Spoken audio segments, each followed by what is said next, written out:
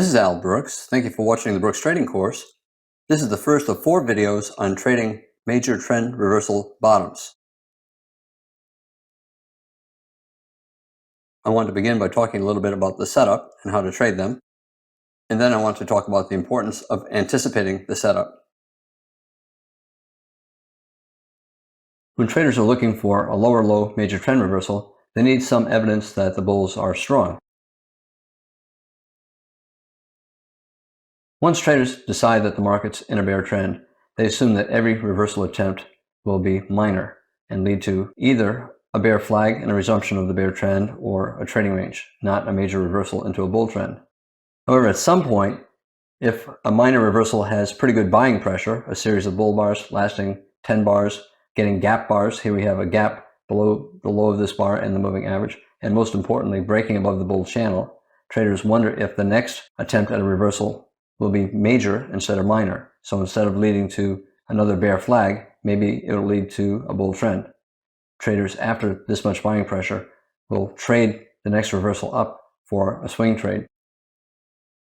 After 3 big bear bars like this and a weak buy signal bar, a lot of traders will wait for a second entry buy. We have one here, but again, it's a bear bar. Other traders prefer to buy above a bull bar, so they'll place a buy stop to get long above the high of this bar and put a stop down here. This is a small double bottom and a lower low major trend reversal. This is a small double bottom higher low after the reversal up, but this is a lower low major trend reversal. We're below the bear trend low. We have a strong enough minor reversal to make traders think the next reversal possibly could be major. And by major, traders are looking for at least a couple legs up, a swing up, a reward at least twice as big as the risk, and usually 20 or more bars. Here, the bulls who took any of these buys ended up with a reward many times greater than their risk.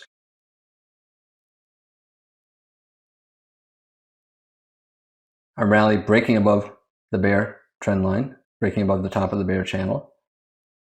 A very strong minor reversal, and therefore traders wonder if the next reversal will be even stronger and become a major reversal into a bull trend.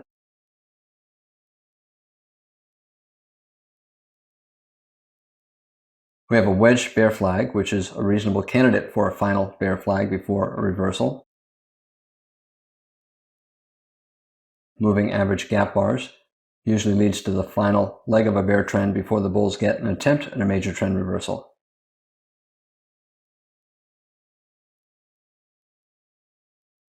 The minor reversal has to be at least 5 bars, preferably 10 or more. It should break above the top of the bear channel and above the moving average. Sometimes it can be a single bull bar if it's extremely big, but in general, traders need 5 to 10 bars with pretty good bull bars in that minor reversal for traders to begin to look for a major reversal.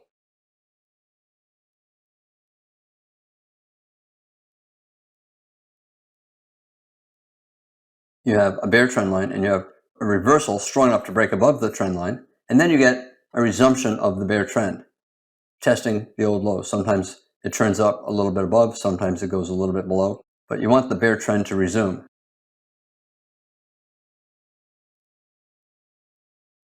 Here we have a very strong resumption of the bear trend, but it turns out, in hindsight at least, it was a climactic end of the bear trend. Usually, the resumption of the bear trend will be weak. Lots of overlap, lots of small reversals on the way down. When the sell-off is strong like this, usually the bulls will need a second entry buy. Normally the first reversal up is minor, and they need a second entry, which would be buying here. While you could buy here for the lower low major trend reversal, this low is below that, so it's a lower low. When the sell-off is this strong, normally the first reversal up will not get far, and you'll have to come down and test this low close. The bears are selling closes, and they're disappointed by this rally. They'll sell more as the rally continues, expecting the market to get down to this close, which it did. Higher probability to buy on the reversal up here, the second reversal up, or you can start buying closes as the market goes up.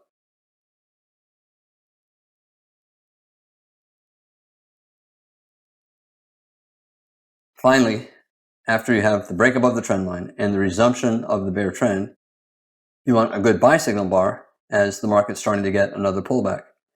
However, this pullback, you think, has a chance to not be a pullback, but an actual trend reversal. In general, when you have a major trend reversal setup, you have about a 40% chance of a swing.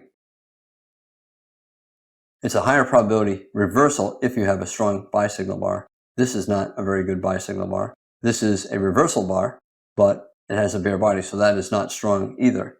If you prefer, you can buy above a bull bar, like above this bar, or above this bar as well.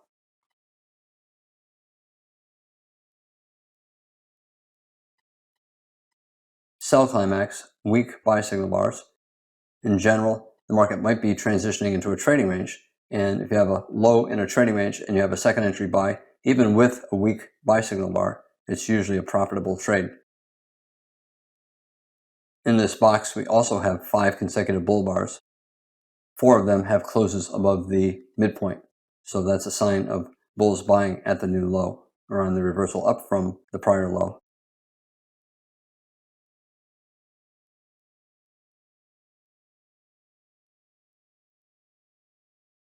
When you buy the reversal, you're buying in a bear trend. The market usually is still always in short, and it often is always in short for 5 or more bars after the market begins to reverse.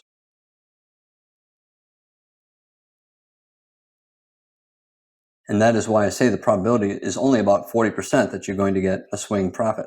The bears are still strong, and at this point, it's still slightly more likely the bear trend will continue than it is that the bull trend will reverse. And that's why I say the market's still always in short.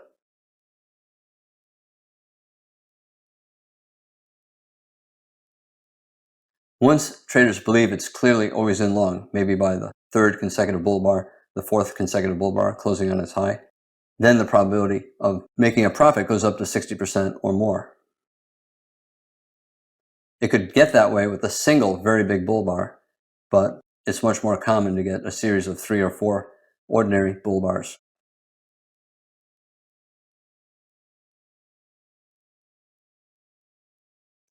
Traders can take profits all at once, or they can scale out in 2 or more steps.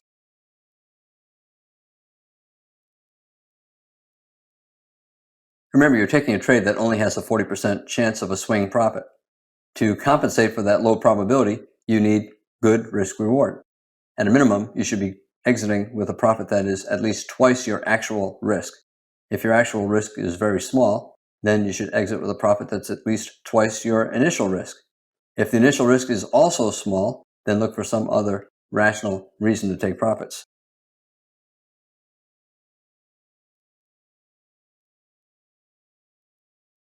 If you bought above this bar, you get filled right here. Your initial risk might be to below the low of this bar. Your actual risk, you know it after the market starts to go up, was to just below the low of this bar. This is really the initial risk, to below the low of that bar. This is 1 times the initial risk, and that is 2 times the initial risk. And you can see when the market got there, it pulled back, and that tells you that traders sold. They sold either because they're taking profits based upon 2 times the initial risk, or they sold because it's testing a prior high. And you also had bear selling as well, at least for a scalp. However, the channel up is fairly tight. The odds are the first pullback will be minor and the bull trend will resume, and therefore it's a low probability short.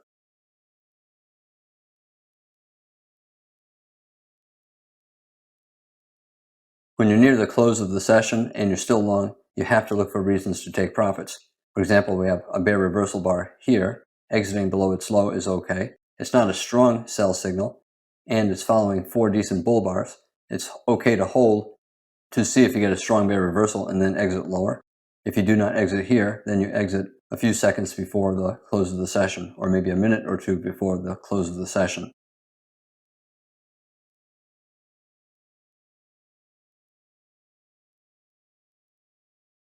Whenever I see a bear channel, I look at it and I see a bull flag. 75% chance it's eventually going to get a bull breakout. And then I expect a transition into a big trading range. Therefore, the major reversal that you have here probably will result in the formation of a large trading range. However, the move up can be enough for a swing trade.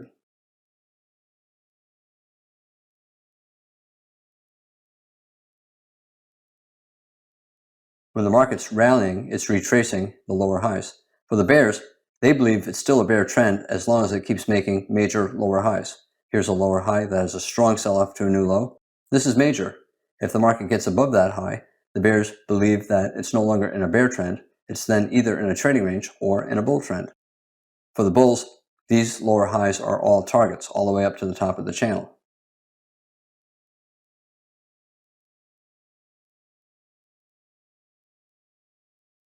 Whenever you're looking for any kind of a trade, it's always good to anticipate. Look at what the market is trying to do, and if you can see a pattern setting up, then you're ready to take the trade.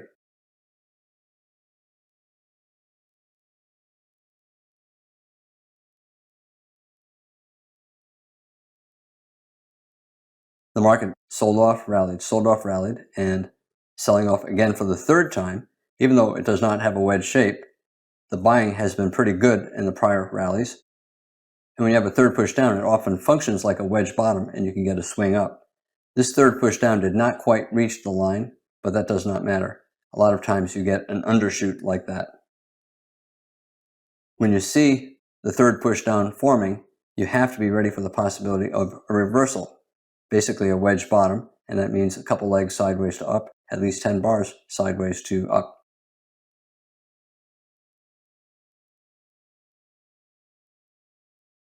You only want to be buying a wedge reversal, a wedge bottom, if the channel is fairly broad, meaning if the legs up in the channel are fairly strong. That increases the chances that you'll get a reversal up after the third push down. Traders will buy the reversal up. A new low, some traders will buy the reversal up. A new low, they'll buy the reversal up. Again, when it's very steeply down, as it is here with those three bear bars, a lot of traders will wait for a second entry buy, like above this bar or above a bull bar, and get long here. That has a higher probability of leading to a profitable trade. If a wedge channel is very tight, it's usually not worth buying. If you're in a wedge bear channel, for example, here, this is a very tight channel. You can call it a wedge bottom, 1, 2, 3. Chances are you're not going to get much of a rally. The reversal up will be minor, and the bear trend will try to resume. This is a lower probability buy. Certainly for a swing, it's a very low probability buy. However, now, in addition to a wedge, 1, 2, 3, we have a potential lower low major trend reversal. This has a higher chance of leading to a swing up.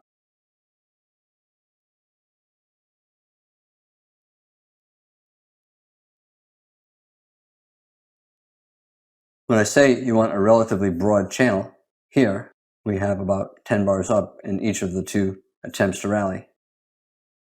If the rallies are small, like 2, 3, 4, 5 bars, they are minor, and any reversal will probably lead to either a bear flag and a resumption of the bear trend or a trading range.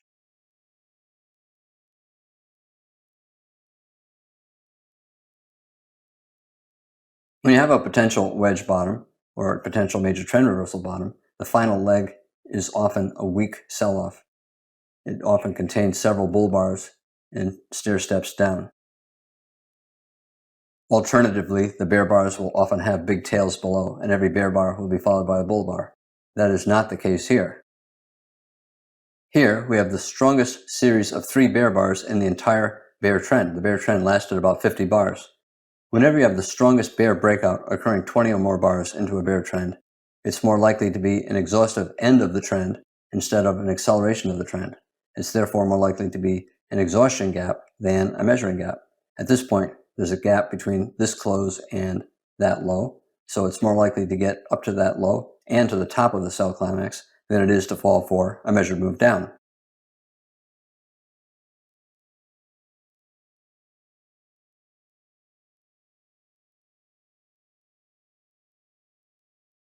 Again, as I said, when the sell-off to the new low is extremely strong like this, it's better to wait for a second entry buy. You have a higher probability of making a profit.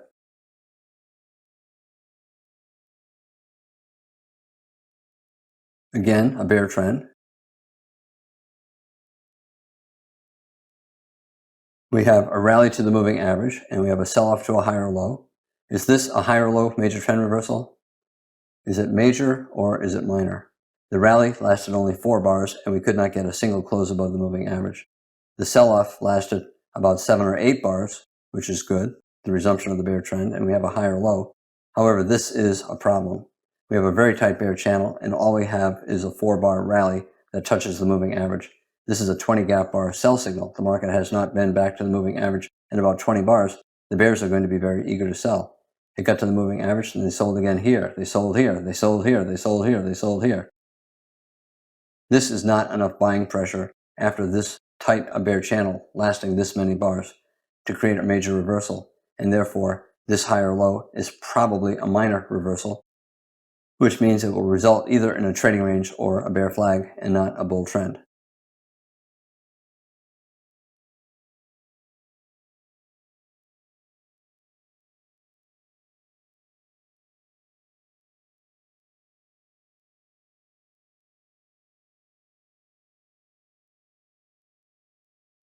Look at the bear bars, series of 5, 6, 7 bear bars, 10 bear bars. The biggest pullback lasted only 1 bar here, 1 bar here, 1 bar here.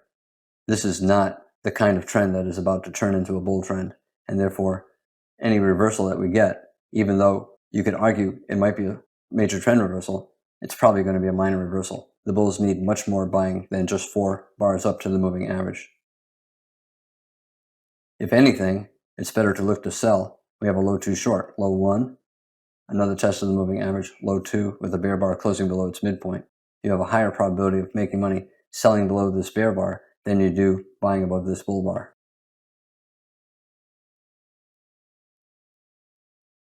In this video, I talked about trading major trend reversal bottoms, and I talked about the importance of trying to anticipate the bottom.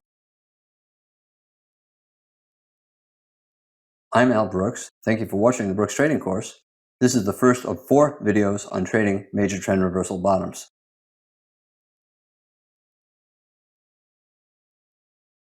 This is Al Brooks. Thank you for watching the Brooks Trading Course.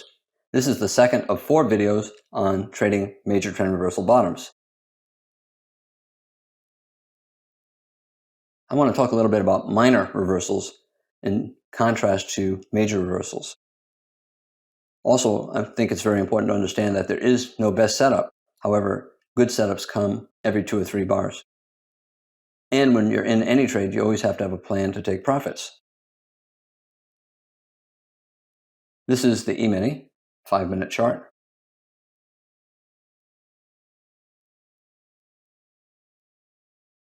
Very tight bear channel.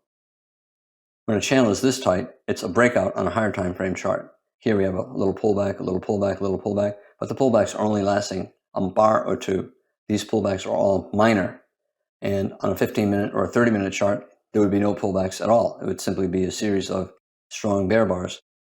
And that means it's a breakout on the next higher time frame.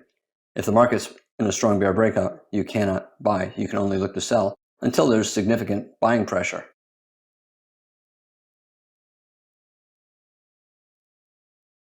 A beginner will look at these 4 bull bars and say, wow, it's becoming a bull trend. But it's not.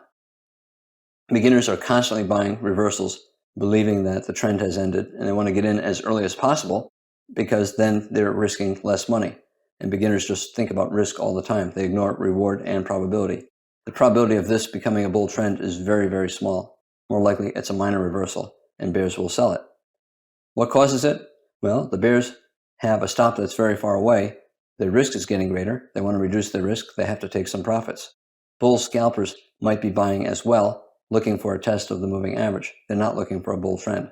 When it gets to the moving average, the bulls take their profits, and the bears who are selling far below an average price for all of these bars finally get a chance to sell at the average price. They're going to take it, as they did here, here, here, here, here. Beginners see all of these reversals as potential major reversals, but they're not. They're minor. The bulls need to develop more buying pressure before they can get a major reversal. Beginner buys here. We have a break above the bear channel. We tested the moving average, good for the bulls. We have 4 consecutive bull bars, good for the bulls. We have a higher low with a weak sell-off, a bull bar closing on its high. And now we even have a double bottom, higher low, major trend reversal. But it's probably minor because 4 bull bars is not enough buying pressure. If the 4 bull bars were very, very big, that would be enough. But look at the size of these bodies. They're getting smaller, smaller, smaller. This is not enough buying pressure for traders to believe the bulls can take control and create a bull trend. They might be able to create a trading range after this buying pressure, but a bull trend is not likely. A minor reversal, in my mind, is a reversal that you're ignoring if you're trading always in short. In other words, it's what traders sometimes refer to as noise. They'll look at this and say, oh, that's just noise. I don't use the term noise. I use the term minor reversal. Basically, noise is a reversal that is too small for you to take action. Now, we broke above the bull trend line. We have a higher low, not a particularly strong sell-off. We have a good buy signal bar. We have a lower low. It's not a particularly strong sell-off. We have a good buy signal bar. Is this a major trend reversal? Well, you still have the problem of this. This is just not enough buying pressure. If this rally went far above this high, then this could be a major reversal, but it's probably still minor. The channel here is tight. The channel starting here is tight, and the 4 bull bars with shrinking bodies is probably not enough to lead to a bull trend. What about here? Now we have a double bottom or slightly higher low double bottom, again a bull bar. We're starting to go sideways. We have a tight trading range, still probably minor. And this is probably minor as well, even though we did get a pretty good swing up here.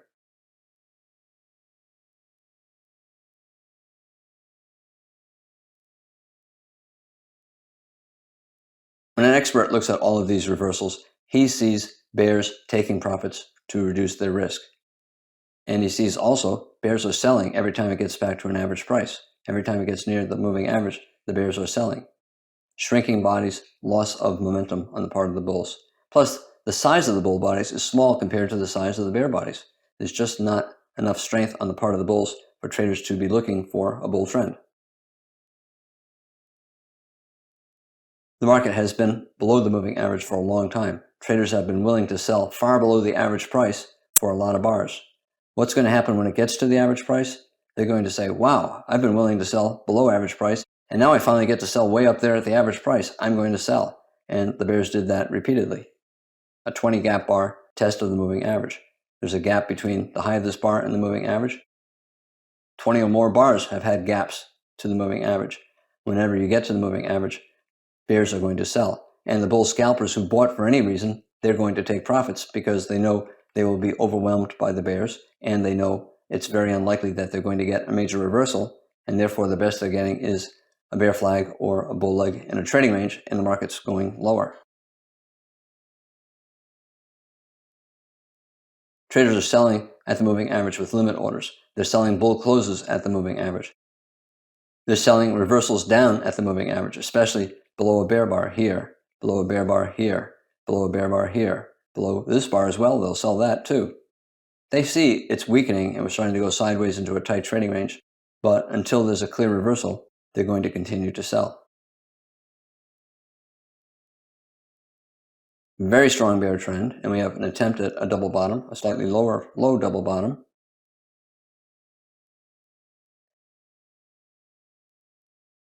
Two consecutive bull bars, pretty good sized bull bars. This bull bar is bigger than all the bear bars for the past 10 bars, maybe even bigger than that. Pretty good buying pressure. Is that enough for this to be a lower low major trend reversal? Well, this is a minor reversal. And would you buy above this bear bar? No, it's probably a minor reversal as well. Furthermore, these two bull bars, as strong as they are, never got to the moving average. This is a minor reversal. And initially, this is a minor reversal as well. Yet, look what we got. We have a minor reversal that leads to a strong bull trend. How can that happen?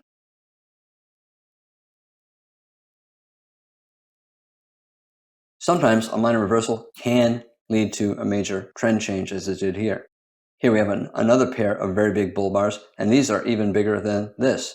Therefore, this is a double bottom, slightly lower low, and a very strong reversal up. By the close of this bar, you have to assume the bulls are in control. The market's always in long, that we're going higher, maybe for a measured move up based upon the height of the double bottom. Here's the neckline, measured move up. Maybe based upon the open of the first bar to the close of the second bar of this strong reversal. That would be up here. Would I call this a lower low major trend reversal? I would not. I would call it a double bottom and a minor reversal that is exceptionally strong. But you always have to look at other things as well. Sometimes it's better to look back at the past few days to see if this is part of a larger pattern.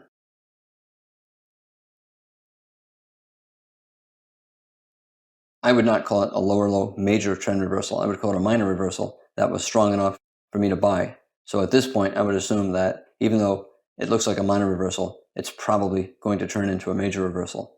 I would buy either above this bar or the close of this bar, or the close of this bar or the close of that follow-through bar.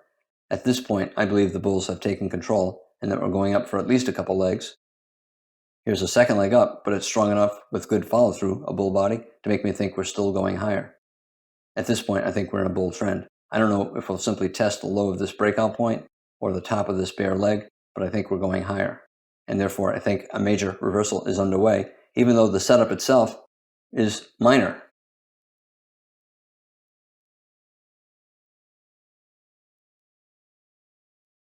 If you look back over the past several days, this is what you see.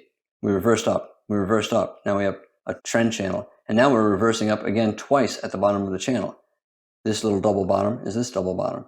If you only look at this chart, you'd say minor reversal. But if you look back over the past 4 days, you'd say, wait a minute, that's 3 reversals up. Therefore, this is a type of a wedge, even though it does not have a wedge shape. A wedge reversal with good buying pressure in the wedge is a major reversal, looking for at least a test of the top of the wedge, which we got right here. Therefore, looking at this, I would not call it a major trend reversal. However, looking at the past 4 days, I would say it's basically a wedge bottom. It's a second strong reversal up from the bottom of a 4-day bull channel. We're probably going to go up to the top of the bull channel, which is up here. And therefore, I would trade this as a major reversal, even though just looking at this, it appears minor.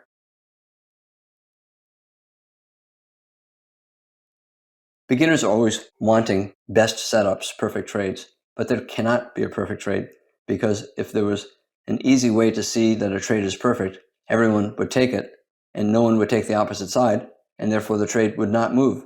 It would not work.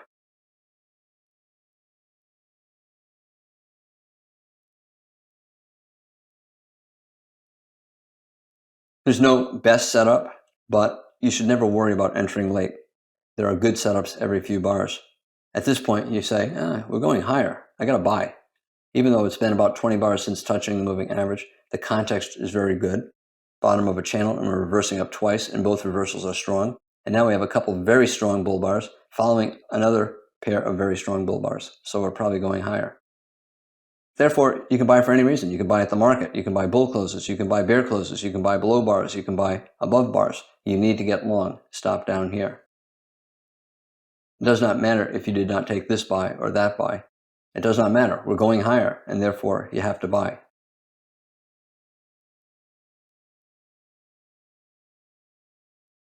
The minimum target to make the trade mathematically good, to have a positive trader's equation, is 2 times the actual risk.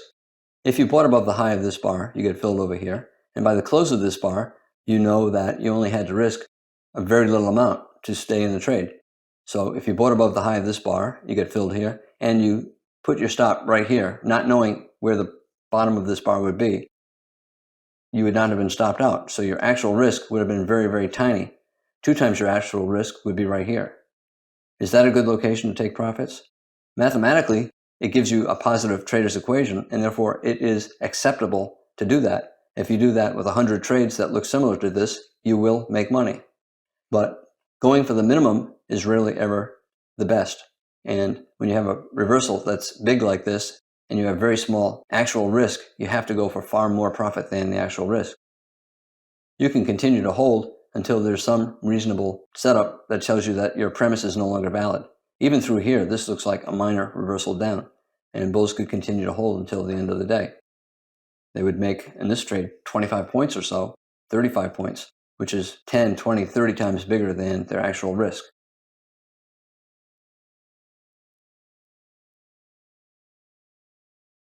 I said there are many setups occurring all day long. Every setup has a trade-off between probability and risk-reward ratio.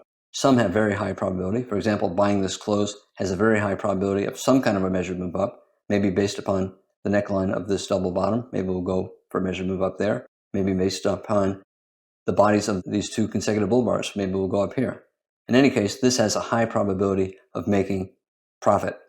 But the stop is far, so the risk is great. Also, if you're entering here compared to entering here, there's less reward left in the trade. So entering here, you have a high probability trade, but the risk is great, and therefore the risk reward ratio is not all that good. That's the trade-off. Whenever you take a high probability trade, for example, buying this close or buying this close, your stop is down here, your risk is great. There's always a trade-off. If you get high probability, the firm taking the opposite side of your trade has great risk reward. If you take a trade that has great risk reward, for example, let's say you place a limit order to buy at the low of this bar, you have low probability of success, but maybe you have a very tight stop. Your risk reward is very good, huge reward, small risk, but low probability. Every trade has a trade-off between probability and risk reward. No trade is perfect. Again, there are setups all day long. When you have a strong bull trend like this, you can take these buys, you can buy below bars, you can buy a strong bear close betting that the bear reversal will fail. You can buy above a bar in a pullback betting the pullback is a bull flag. Now we have a buy the close rally. You can buy any of these closes. Here the bears are trying to reverse down, but we get a close above the high of that bar. You can buy that. Again, buy below a bear bar. We have a high 2 buy with a decent bull body. You can buy there. We have a lower low, a failed breakout below the buy climax, and this forms a double bottom, and we're reversing up. It's a 20 gap bar buy. It's been about 20 bars since the market has been to the moving average. We have a bull bar after the bear breakout. It's a failed bear breakout, buy above that. Strong bull close, you can buy that close. You can buy below this bear bar. We have a high 1 buy with a good bull bar. You buy that. We have a high 1 buy here. You can see every bar or 2 or 3, there's a good reason to enter a trade. And in a bear trend, it's the opposite. You can sell all day long. The lower down that you're selling, the risk is greater, but the probability of making a profit is high. The later you're taking the buys here, the stop gets further away. Your risk is greater, but your probability is very high. Sometimes you can have a great setup and you lose money. That's because there is no perfect trade. We have a bear trend, pretty good breakout. We have several good bull bars. Here, it's basically a trading range, very weak sell-off. And now we're getting a double bottom, higher low, major trend reversal.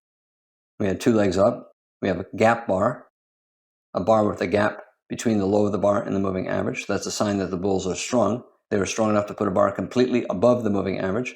And we have a decent buy signal bar here and here.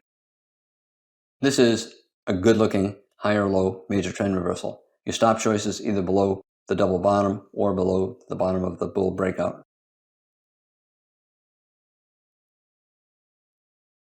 Good buying pressure here, strong bull reversal here, decent follow through, another bull bar here, closing above the highs of the past 10 bars, more bull bars here. The bull bars are closing on their highs. Moving average gap bar usually leads to the final bear leg before an attempt at a major trend reversal.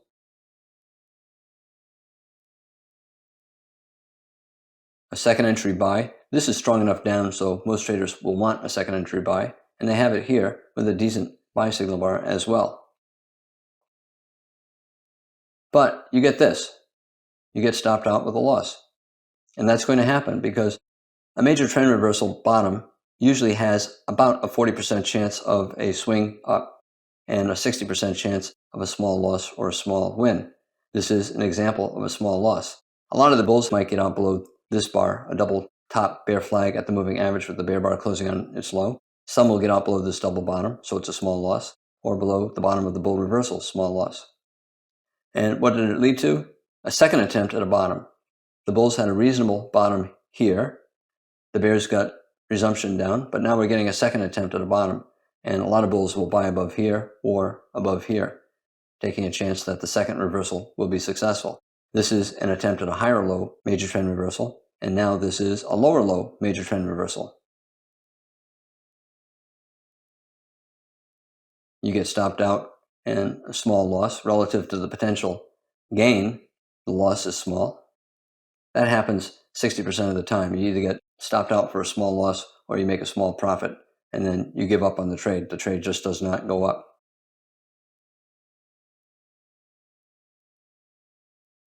What took place here? Well, we have a double bottom and you have a breakout. Whenever you have a breakout below a stop, either here or here, 50% chance you're going to get a measured move down, 50% chance you're going to get a reversal up. Whenever you have a double bottom in a breakout, you have a potential wedge reversal. The double bottom has 1 push up, 2 pushes up. In the bear breakout, if it reverses, then we have 3 pushes up. Even though it's not wedge shape, it functions like a wedge. It's a wedge variant. A breakout below a double bottom that reverses up is a type of a wedge, and therefore it can lead to a significant reversal. Look what happened here. The bulls are trying to reverse up from above yesterday's low, and they failed. We broke below yesterday's low. And what happened? We reversed up at yesterday's low. This was the test of yesterday's low. The bulls trying to get a higher low. They failed. However, the bears failed to get much of a breakout below yesterday's low, and therefore traders will look for another reversal up. This would be a second entry buy. You can draw a bear channel using the bear trend line and creating a parallel, and we're also at the bottom of that bear channel. As I said, whenever the market runs a stop, anytime your stop is hit, 50% chance it's going to reverse up again, and therefore you have to be ready to buy again for a second reversal up.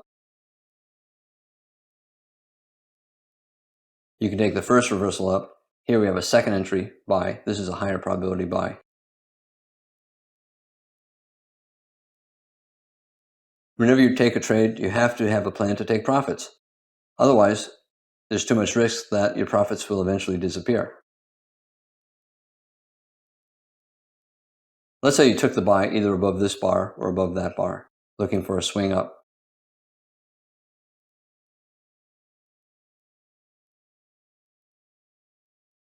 The minimum target is always at least 2 times your actual risk, and therefore it's always acceptable to take partial profits, like 1/4 or half of your profits, or even all of your profits whenever the market reaches 2 times actual risk.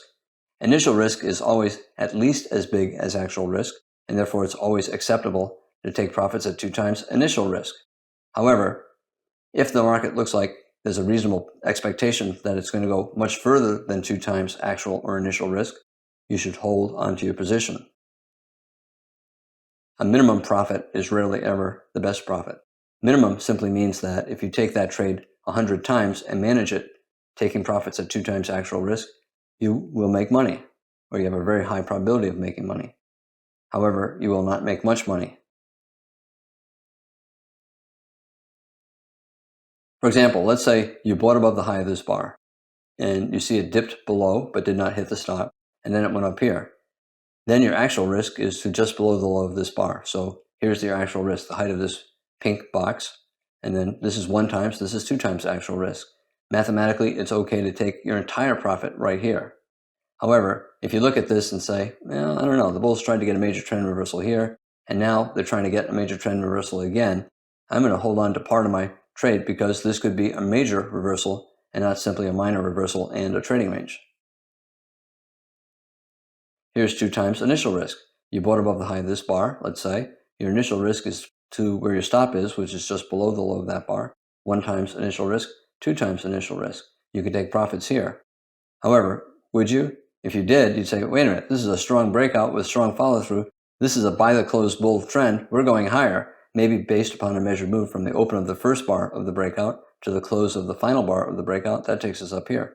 So yes, you can take profits here, but we're probably going higher. And therefore, had you taken profits, you can look to buy again. Buy this close, buy that close, buy above this bear bar, buy above this bull bar, buy above this bull bar.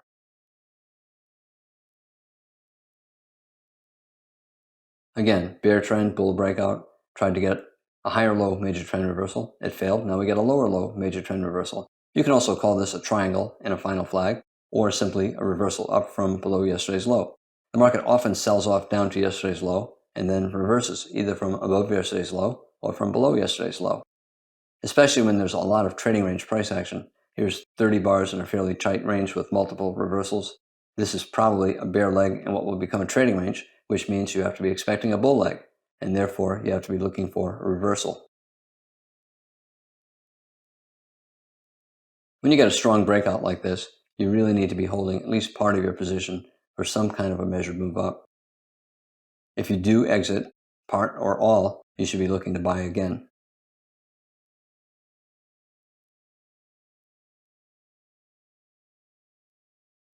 Again, a strong breakout like that often leads to a measured move up based upon the open of the first bar to the close of the final bar, which is right there. And you can see when we got to that area, traders took profits. A strong breakout like this has a 60% chance of at least some kind of a measured move up, maybe based upon a double top. We have a double top here, neckline here. Instead of getting the bear breakout, we got the bull breakout. Therefore, traders will look for a measured move up based upon a measured move from this double top, maybe based upon the height of this sell climax.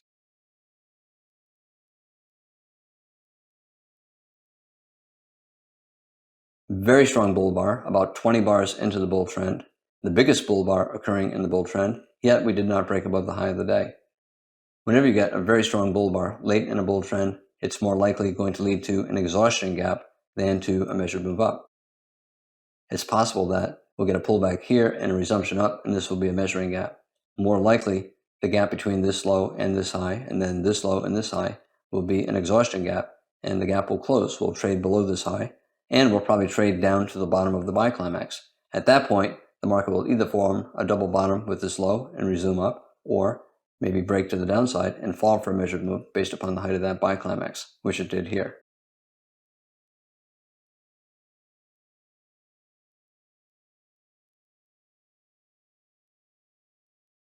There's no perfect way to take profits, and you should never worry about being perfect. You should only worry about being good. Always be aware of what the minimum target is that you need to have a profitable strategy, but the minimum is rarely ever the best. You usually can make more money by going for more than the minimum, in which case look for other types of resistance like prior highs. You can see there's some profit taking here, and also measured move projections.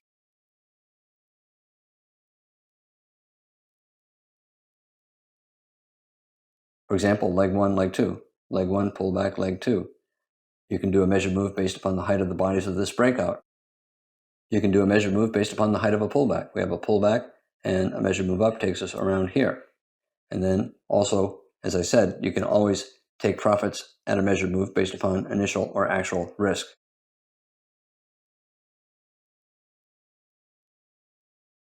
Here we have a parabolic wedge, a very tight wedge, and the bears tried to get a reversal, but a terrible entry bar, and therefore it's probably a failed reversal, and we're probably going higher. And what do we have here? A strong vacuum test up to today's high. It may also be a test of yesterday's high. I don't see yesterday right here, but this could be a trading range day. Remember, this looks like a bear leg in a trading range. Therefore, it should be followed by a bull leg in what will become a trading range. We have big down, big up. A reversal usually leads to a trading range. And now we have an exceptionally strong bull breakout late in a bull trend, more likely an exhaustion gap. We're trying to break above the top of a wedge, and the bulls want a measured move up based upon the height of the wedge. They want us to get up here. However, the biggest breakout late in a bull trend, more likely you're going to get a failed breakout. You have good follow through here, but the second bar is bad follow through. Sometimes you get the bad follow through bar on the second bar.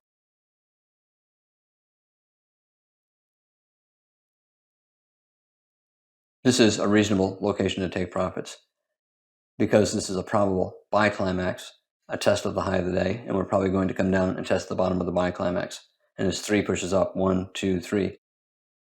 Yes, it's a breakout above a wedge. Maybe we'll get 2 legs up. Well, we did get 2 legs up. We went up here and then down here and then up here and then down again. This is a micro double top, and that might be all the bulls get. Once you have that bear bar closing below its midpoint near its low, it's a good place to take profits because at that point, we're probably going down here.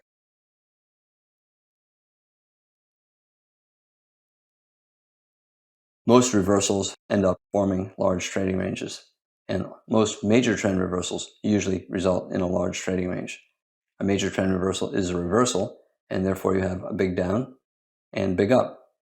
And big up after big down creates big confusion, and usually a major reversal ends up going sideways. It still goes up far enough for a swing profit, but most reversals end up transitioning into trading ranges at some point.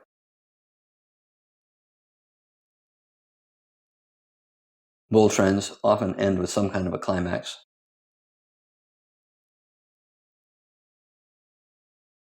And swing traders have to be aware of all this. We have 3 pushes up, 1, 2, 3. You can call it a failed breakout above a wedge top, a buy vacuum test of the high of the day, and high probability of a trading range day.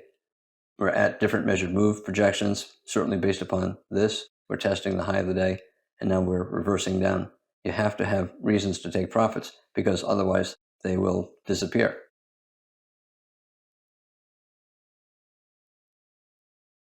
Could you buy this close and hold until the end of the day? You cannot do that. You have to have a sensible plan to take profits, because they eventually always disappear.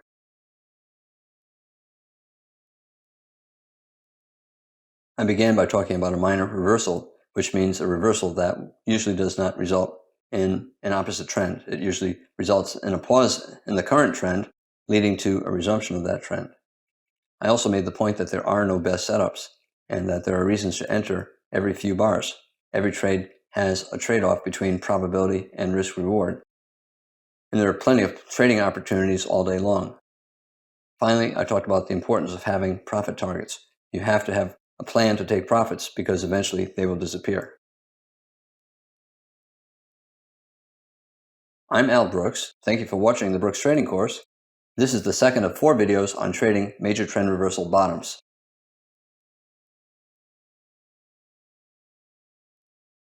This is Al Brooks. Thank you for watching the Brooks Trading Course. This is the third of 4 videos on trading major trend reversal bottoms. In addition to talking about major trend reversal bottoms, I think it's important again to make the point that there are no perfect trades. And traders who believe that there are will be disappointed as traders, because there always has to be a reason for somebody to take the other side. If your trade is perfectly good, then the other side gets a perfectly bad trade, and no institution is going to take that trade. This chart has a reversal.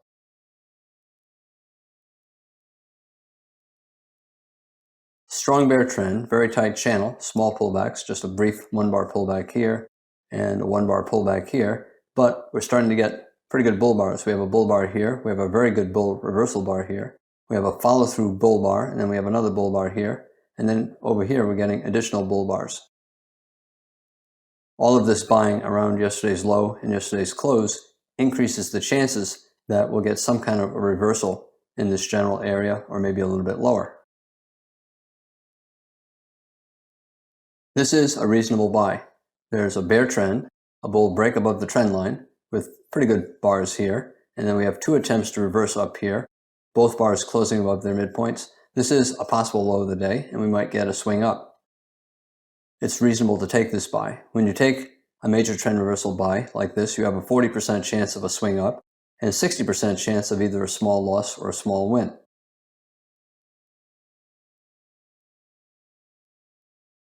A lot of traders just look at this and say, yeah, this is pretty good buying pressure.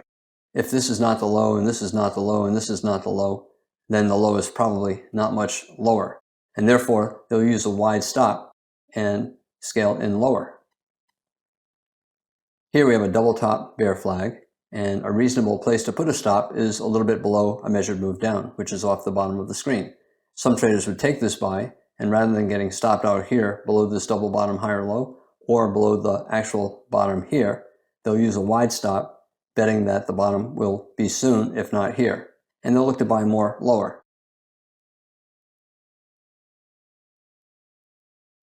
For example, we have a bear breakout that looks like it's failing and reversing up, so a trader who bought here might buy more here. He had a higher low major trend reversal, now he has a potential lower low major trend reversal. I have 2 problems with this buy. First, there are a pair of reasonably good bear bars, and it's a surprise. The bulls had a reasonable buy. When you get that, you're usually going to get at least a small second leg down. It turns out that this little bar going below that bar was the small second leg down. And rather than buying here, I would rather take the second entry buy here, micro double bottom, down and up, and then down, and try to go up again.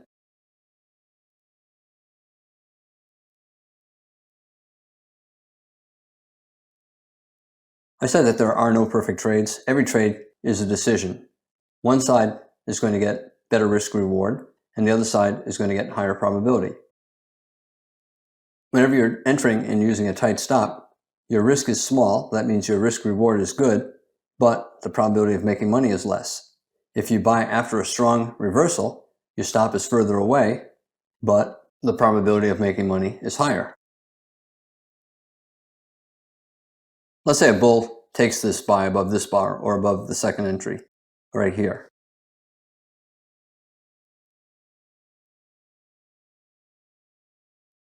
Lower low, major trend reversal. It's a low risk trade, assuming he puts a stop below this low. Even if he buys above here, he'll probably put a stop down here. Low risk, but low risk almost always goes in hand with low probability. If you take that buy or this buy, there's a 40% chance of making a profit that is at least twice your actual risk, and a 60% chance of a small win or small loss. Some traders prefer higher probability, and that comes once you have a clear breakout like this. These consecutive bull bars above this high and above this double top and above that high represent the bears giving up. They've decided that the bottom is in, and we're probably going for at least 2 legs up, 1 pullback, 2 or 2. If you buy here, your stop is either here or below these bars. It's further away. You're risking more, but that's the trade-off when you're taking a trade that has a higher probability. It's reasonable to buy that close and use the wider stop, greater risk. It's reasonable to take the entry here or here with a tighter stop, but lower probability. If you take either one 100 times, the profit will be about the same.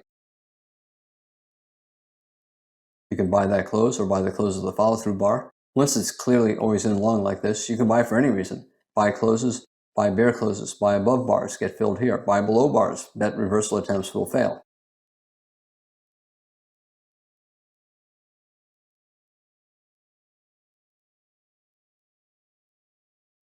I mentioned that when you have a bear breakout like this below a credible bottom, you're usually going to get at least a small second leg down. We have consecutive bear bars closing on their lows. Usually you're going to get at least a second reversal down, second leg down, and the bulls usually need a micro double bottom before the probability is high enough to get a reversal. We're testing yesterday's low, testing yesterday's close, and this is a second attempt at a bottom. The bulls tried to get a bottom here, and now they're trying to get a bottom here, and especially here. If ever you're faced with a situation like this, a lower low major trend reversal, but the buy signal bar is not all that good, and it's following a pretty good bear breakout, a lot of traders will wait for a second entry buy, a micro double bottom, and enter here. This has a higher probability of making money than this.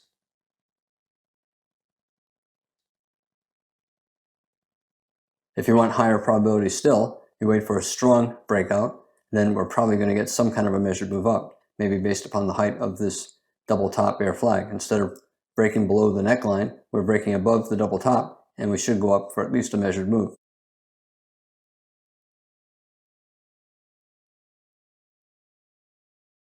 When a trader is looking for a major trend reversal in a bear trend, first he wants a bull break above the bear channel, and he'd like it to be as strong as possible. Here we rallied for about 10 bars, and we have gaps below this bar and that bar and the moving average. The bulls were strong enough to put bars completely above the average price. That is a sign of strong bulls. We have consecutive bull bars with good sized bodies closing on their highs, and then we have a third bull bar. This is a sign that the bulls are strong enough to possibly take control over the market. This is not a major trend reversal. We only had 3 bars up and 3 or 4 bars down. This is too small to be a major reversal. So this is probably a minor reversal, but it's strong enough so that if we get a resumption of the bear trend and then another reversal, this could be a major reversal. In other words, this was likely to lead to a trading range or a bear flag. However, this one has a 40% chance of leading to a bull trend. Gap bars, a gap between the lows of the bars and the moving average, a sign of strong bulls. When the bear trend resumes, after gap bars, usually you're going to get an attempt at a major trend reversal. We have a micro double bottom. We have a bull bar closing on its high. It's reasonable to buy on a stop above that bull bar, and then you get filled right here. This low is slightly above that low. This is therefore a higher low major trend reversal. Remember, every major trend reversal bottom is a variation of a double bottom. Here, the second bottom is slightly above the first. If you take this buy, you can put your stop either below here or below there. It's about the same price. I usually would put my stop below the lower of the two. Your risk is small. Therefore, the probability of success is relatively small as well. Most major trend reversals result in the market going sideways and not turning into an opposite trend. 40% of the time, though, you get an opposite trend and the reward is many times greater than the risk, and that makes it worthwhile to take these trades. 60% of the time, you get a small loss or a small win. We got a reversal up and then a pretty strong sell-off here. We're trying to rally up again and a big tail right here. So now we have a double top in a bear trend. And the premise of a strong reversal is much weaker, much lower probability at this point. And a lot of bulls would get out either below this bull bar or below that bear bar, fearful that we'll break below the neckline of this double top, neckline, and go for another leg down. If you take that short, your stop is either here. This is only a minor reversal. It's a double top, which is good for the bears, but it's a minor reversal. This is more of a major reversal, has a stronger leg down, and we almost got to a new low.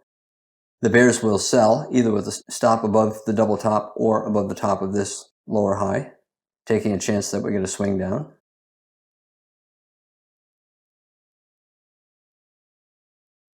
The market's sideways for about 40 or 50 bars. Whenever that's the case, there's a 50-50 chance you're going to get a trend reversal up and a 50-50 chance you'll get trend resumption down. And there's always a reasonable sell setup. Here we have a double top bear flag, and there's always a reasonable buy setup. Here we have a higher low major trend reversal. If you want, you can call this a double bottom or a triangle. 3 legs down, 1, 2, 3. It doesn't matter what you call it. We're in breakout mode. 50% chance there'll be a bull breakout, 50% chance there'll be a bear breakout, 50% chance the first breakout will fail, up or down. The bulls who buy this have a 40% chance of a swing up before their stop is hit. The bears who sell this have a 40% chance of a swing down before one of their stops is hit. Sometimes the market will go below this low, hit the stop, and reverse up. Sometimes it'll go above this high and reverse down, or above this high and then reverse down. The bulls who bought here, if they buy above the high of this bar, their actual risk probably is to below the low of this bar, because you don't know what took place as this bar was forming. It may have triggered the buy, it may have gone back down to that low and then back up.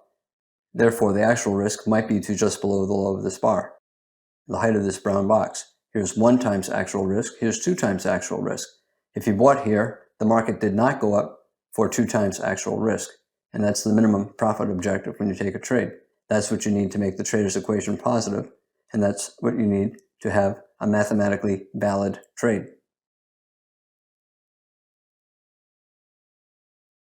It doesn't matter if you bought this or if you sold that, and you just rely on your stops and wait for the breakout.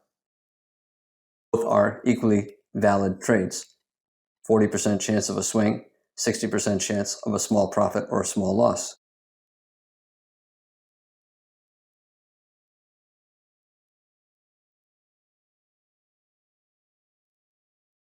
Some bulls will look at this and say, okay, we rallied to the top of the sell climax. We might be forming a double top with the top of the sell climax, and we could break down below the neckline of this double top and fall for a measured move down, and they might be sufficiently disappointed to exit below the low of this bar. They don't want to pull back. They want the market to quickly go up above a significant lower high.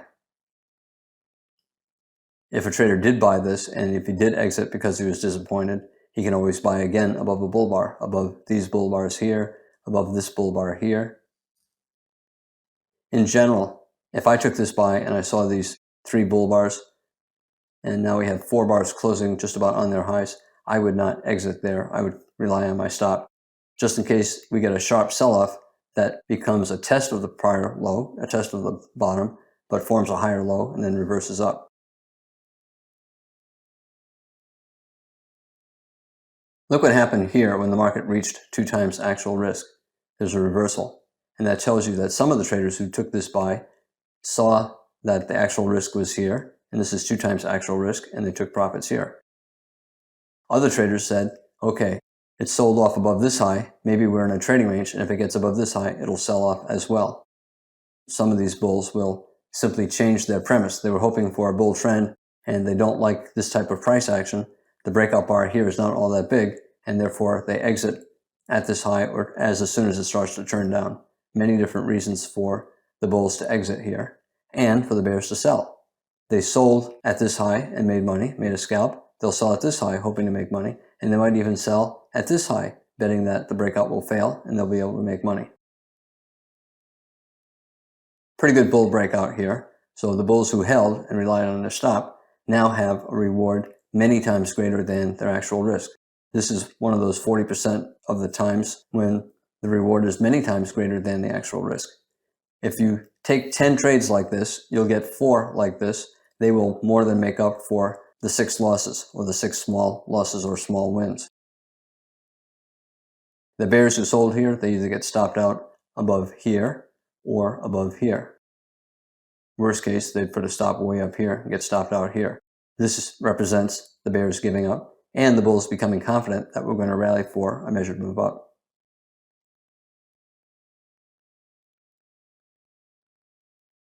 For the bulls, this is a strong enough breakout so that we'll probably get at least a small second leg up. We pulled back, and this could be the end of the second leg up. This could be the end of the second leg up. It turns out this was the second leg up. Therefore, we have a double top. We went up, we went down, we went up, and now we have another sell signal bar. It's reasonable for the bulls to exit all or part here, and then we have a potential triangle, final flag, leg 1, pull back to a triangle, and then leg 2, a bear bar closing on its low. It's okay to exit there as well. If you're trading always in and you exit here or here, you have to be buying again above a strong bull bar. Here's a bull bar closing near its high. Here's another one. So you'd buy above that bar, or we got a double bottom, down, up, down, maybe buy above that bar or above these bars for a second leg up. The bears who did take shorts here, I would not. The channel is too tight. If they did take shorts here, they're going to be exiting on high 2 buy setups. So high 1, high 2. So they'll get out there. And you can see the final bears who held through all of this, hoping that we would get some kind of a top and a reversal down. They gave up here above this bull bar. End of the day, reasonable to take profits with a minute to go or even seconds to go.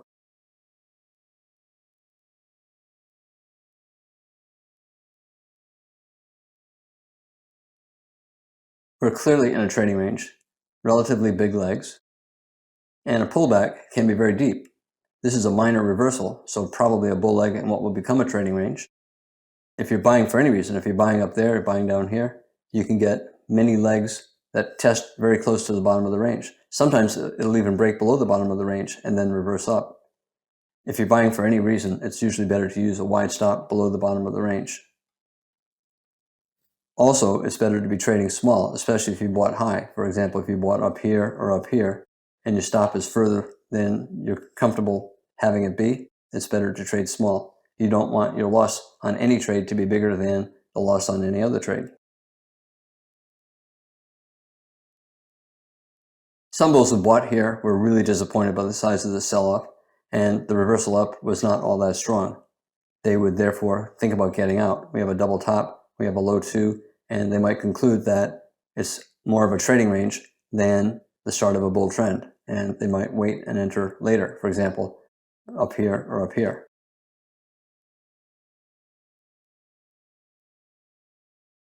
Some bulls who bought here, if they're sufficiently disappointed, will buy lower, scaling in, and then they'll simply try to get out, break even. They might buy here, and then maybe buy a point below, and then when it gets back to their first price, get out, break even on their first entry, and then with the scalp profit on their second. In other words, they're changing their premise. They were hoping for a bull trend, and now they're getting a continuation of this trading range. And they bought expecting a bull trend, and now they've concluded that it's not about to become a bull trend, and it's still a trading range. A lot of the bulls will just get out and wait.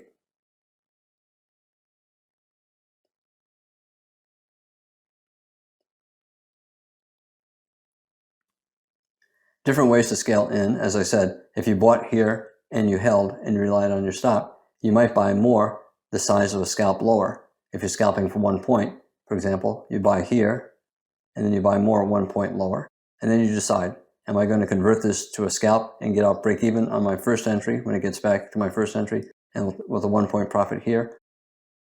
Or am I going to hold on to my position for a swing up? Or am I going to get out of part of my position here, and then I've lowered my entry price? So I bought here, I bought more here. When I get back to my first entry price, I sell, and now I'm long from here.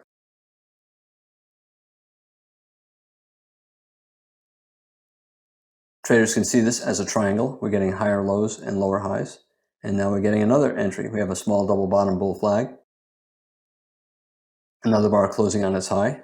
A trader, if he did get out, he could buy again here, arguing we still have the higher low major trend reversal, and we're also in a triangle, and we're getting a lot of bull bars closing on their highs. Pretty good buying pressure. Maybe it's slightly better than 50-50 chance that we'll get the bull reversal. A trader does not take all of these buys. He doesn't buy here, here, here, here, here. He'll take one or two buys. He doesn't want to be accumulating a lot of entries at the same price. Some traders will buy here and buy more as the trend goes his way, or buy more as the trend goes against him, but usually he's not going to keep adding on at the same price.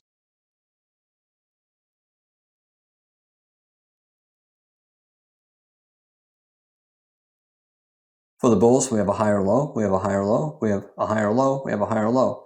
The bulls see this as a bull trend, even though at this point we do not yet have a strong breakout. And after each strong breakout, especially above prior highs, traders will start to trail stops to reduce their risk. We broke out here, closed above the top of the past 20 or 30 bars. It's reasonable to tighten your stop from below here to this higher low here. And after maybe this breakout, or this breakout for sure, you trail your stop either below here or below here. Another strong breakout. At the end of the day, traders would trail their stop here, planning to get out right before the close.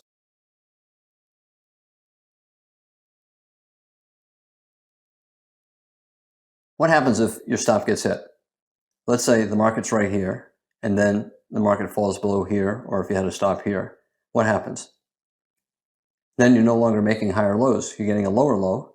Your premise of a bull trend is no longer valid. You bought on the belief that you were buying in a bull trend. Therefore, if it falls below a significant higher low, your trade is no longer what you thought it was, and you just get out. You just take the loss. The bull trend needs higher lows, major higher lows. Minor higher lows like this are not important. You can see we fell below that low, yet we still continued higher. But major higher lows are. The market needs to keep making higher major lows.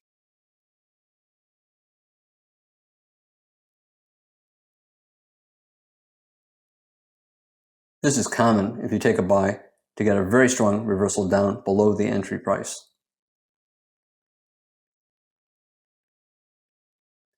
It traps the weak bulls out, and it also traps some weak bears in. They'll say, oh wow, look at that, a big reversal up and down at the moving average. We're getting lower highs, and now we have a follow-through bar. But you're selling at the bottom of a 40-bar trading range. That is a low probability bet. More likely bulls will buy these closes and put a stop down here, betting that the bear leg will be a bear leg in a trading range or in a bull trend and not the start of a bear trend.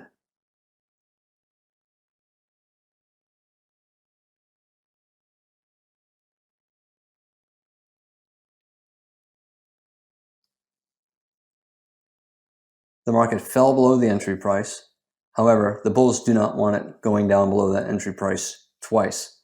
After the bull trend resumes either here or here, they do not want it to fall back below that price. Usually, if it does, you have to question your premise that it's a bull trend.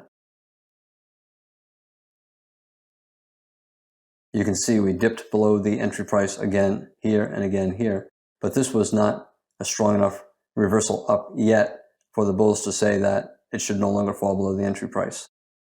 Maybe here and certainly here. At this point, you certainly don't want it falling back below your entry price.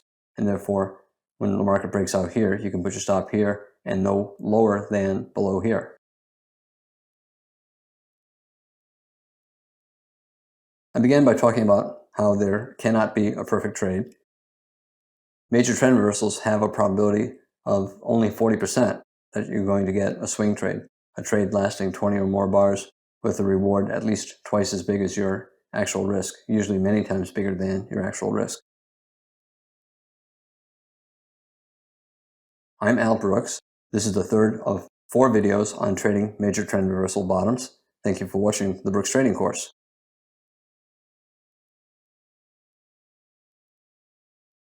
This is Al Brooks. Thank you for watching the Brooks Trading course. This is the fourth of 4 videos on trading major trend reversal bottoms. I want to begin by talking about how to move your stops when the trend goes your way. And then next, I want to talk about major trend reversals on the open. They often form with fewer bars than what you need at other times during the day. We have a bear trend, a bull breakout, gap bars, a resumption of the bear trend, and now a reasonable higher or low major trend reversal. Traders do not want to use the same stop all day. They don't want to take a risk of giving back too much of their profit, and therefore they raise the stop as the market goes their way. And this means that they trail their stop. After every new breakout to a significant high, especially if the breakout is reasonably strong, they'll raise their stop. If he bought here, the trader would have an initial stop here, maybe below here. And then when we got a bull breakout here, even though this is not particularly strong, he might want to raise his stop from here to here, or maybe below this double bottom. This is easier. Once you have a very clear, strong breakout to a new high, this then becomes a major high or low. Actually, any of these lows is a major high or low.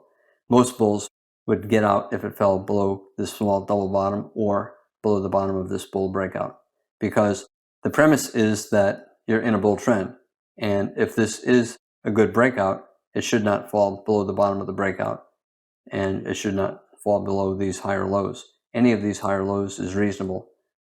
Putting it below the bottom of this bull breakout once this bar closes is also reasonable.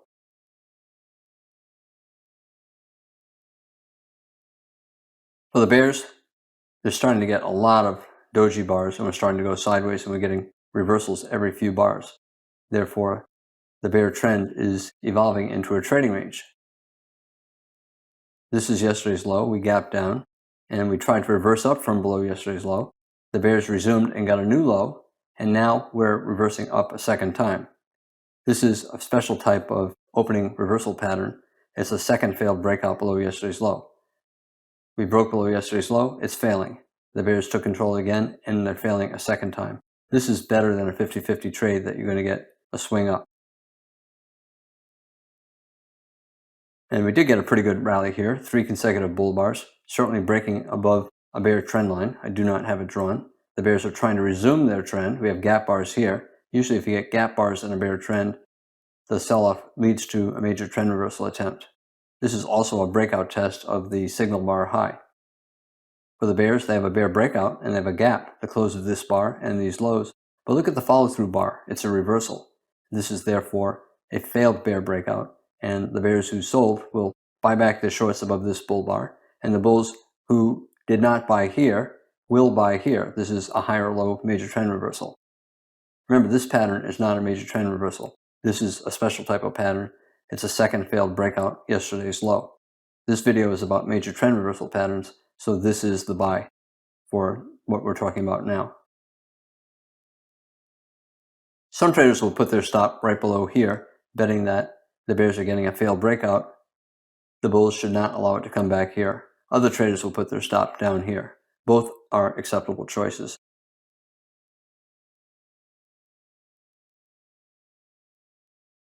If you did take the buy above the high of this bar, you got filled right here, and the market starts to go your way, your actual risk was to 1 tick below the low of this bar from your entry price, which is small, the height of this brown box, and 2 times your actual risk is right here. Mathematically, it's always okay to take your full profit at 2 times actual risk. If you do that 100 times, the odds are very, very high you'll end up with a profit. However, just because it's mathematically acceptable and reasonable to do that does not mean it's optimal. It does not mean that it's the best, but it is reasonable to do, at least to take partial profits.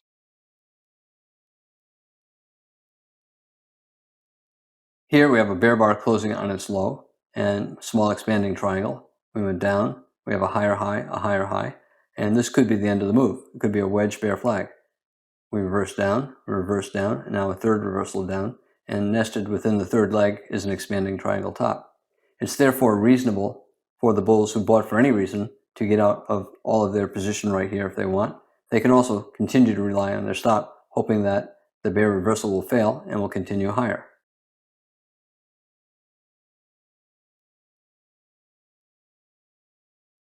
What do you do up here? We have a bull breakout above a bull channel, 75% chance it'll start to fail within about 5 bars, 25% chance it'll lead to an even stronger bull trend. We tried to reverse down here, and then we're trying to reverse down a second time. If I took this buy and I saw this, a second failed breakout above the bull channel, I would exit below that bear bar, just in case we did sell off. If it went sideways instead and formed a bull flag, maybe a double bottom, leg 1, pullback leg 2, and had a decent bull bar, I would buy again for another leg up. A lot of trading range price action here, all through here, all through here. This might be a second leg trap, leg 1, pullback, and then leg 2 in what could be a trading range. If this is going to be the top of a trading range, and I see a second entry sell with a decent sell signal bar, I do not want to be holding long. Therefore, this is a reasonable location to take profits if you bought here. And because of what I'm saying, the bears will take that short. A good bear bar closing on its low, a breakout, a second attempt to go higher, and it's failing twice. So the breakout failed here when it reversed down below this bar or that bar. The bulls tried to resume, and now they're failing again below a bear bar. And we have a lot of trading range price action, and we're not above the top of the range. We're still possibly within a trading range. So bears will take that sell, looking for a failed breakout and a test of the bottom of the breakout.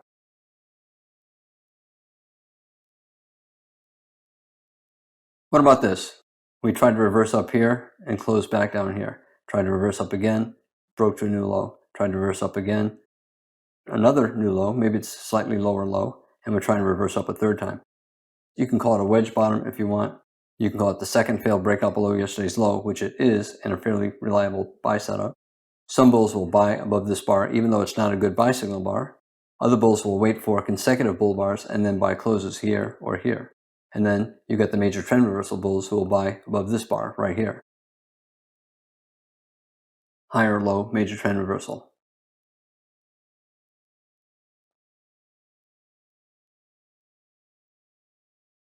If you're swing trading and you do not have a clear reason to get out of your trade, you can stay long and rely on your stop.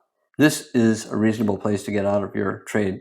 We got a wedge or an expanding triangle, 1, 2, 3, inside of a larger 3 push pattern. 1, pullback, 2, pullback, 3. It's reasonable to get out of your longs here. But if you're trying to trade always in, you have to get long again above a bull bar. You would buy again above this bull bar to catch that leg up.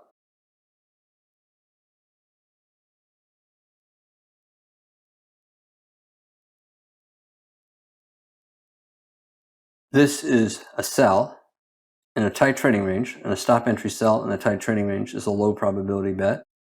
Also, the pullbacks from this low are small, 1 bar, 2 bars, and they're not falling very far. And therefore, this is the start of a small pullback bull trend, not a very good short. It's a low probability short for stop entry bears. Therefore, the premise that this is a reversal up and a higher low major trend reversal is still valid, and therefore it's acceptable to rely on a stop either here or here.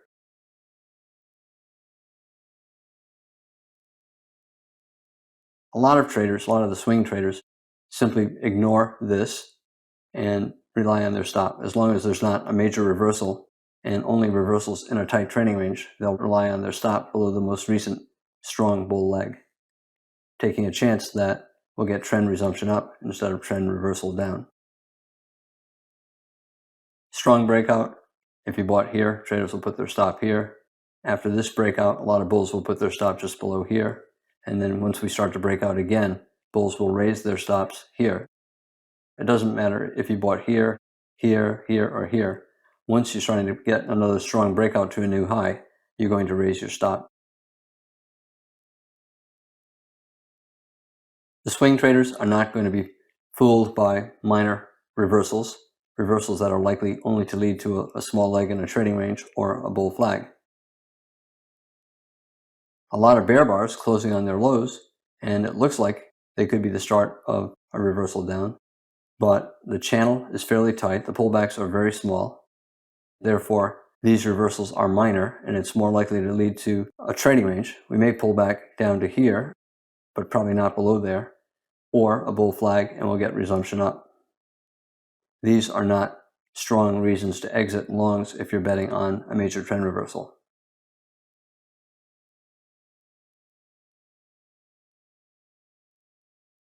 If you bought here or here, you had a lot of profit right here. However, your stop is down here, and you have to rely on your stop because sometimes the bears will make a strong attempt to take control. As long as they are unable to get below your stop, then the bulls are still in control. That means more bulls bought this bear close than bears selling that bear close, and the bulls won. They took control back from the bears. Major trend reversals on the open often happen very quickly and have fewer bars than major trend reversals occurring later in the day. Therefore, you have to be quick to diagnose what's going on and quick to enter, because things can happen very fast. This is the first bar of the day, and we had a very strong sell-off. We have 5 consecutive bear bars, several closing on their lows below their midpoints. This is probably a minor reversal. It could be an opening reversal up from below yesterday's low, but it's probably minor. Is this a double bottom or higher low major trend reversal? We only had 2 bars up, and we only had 3 bars, 4 bars down. The pattern is very small. Small patterns are usually minor. And it might have been minor until we got this. At this point, the bulls clearly have taken control. We're always in long, and we're probably going for some kind of a measured move up, maybe based upon the height of this low 2 bear flag, this double top bear flag, maybe based upon the height of this breakout, the open of the first bar to the close of the second bar, measured move up. At this point, we're clearly always in long. We had a wedge bottom, we had a bear breakout below the bottom, and we then broke above the top. And the bulls were hoping that this was strong enough buying pressure that if we sell off again, we might get a major trend reversal.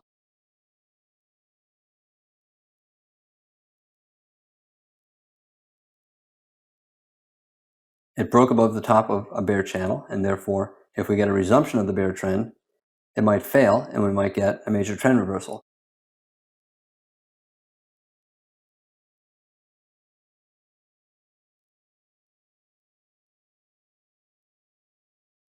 On the open, 50% of the time, you'll get a strong move one way or the other that reverses. For example, we have a strong move up and reverse down. Now we have a strong move down, 50% chance it's going to reverse up. Do not get locked into what you think is going to be the start of a strong trend. Here, we're trying to break below the bottom of the wedge. We're trying to break below the bottom of this bull reversal, but we reversed up. This is the biggest bear bar of the day. It could be an exhaustive sell climax. Usually, the reversal up from a sell-off that's that strong will be minor, and the bulls usually need at least a micro double bottom or small double bottom if they're going to take control over the day. And that's what they got here. If you want, you can call this a second failed breakout below the low of yesterday, below this reversal. A second attempt to reverse up. We tried to reverse up here, and now we're trying to reverse up again. The bear channel is so tight, the bulls needed a second entry. The second buy signal bar has a better body than the first, and second entries are always higher probability. I would call this either a second failed breakout below yesterday's low, a bear breakout that failed, another attempt at a breakout that failed. I would also call it a small, higher low major trend reversal. It's a double bottom with a slightly higher low. It's a reasonable buy for a possible low of the day.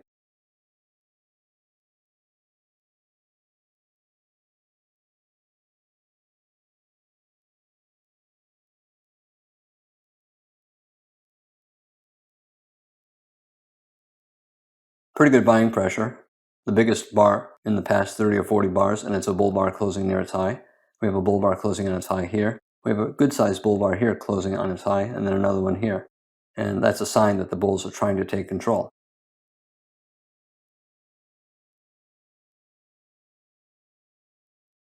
If you did take this buy, you buy on a stop above the high of this bar, you get filled right here. Actual risk is to below that low. Initial risk is to below this low. Actual risk was very tiny from your entry price right here to just below the low of that bar. 2 times actual risk would only be right here.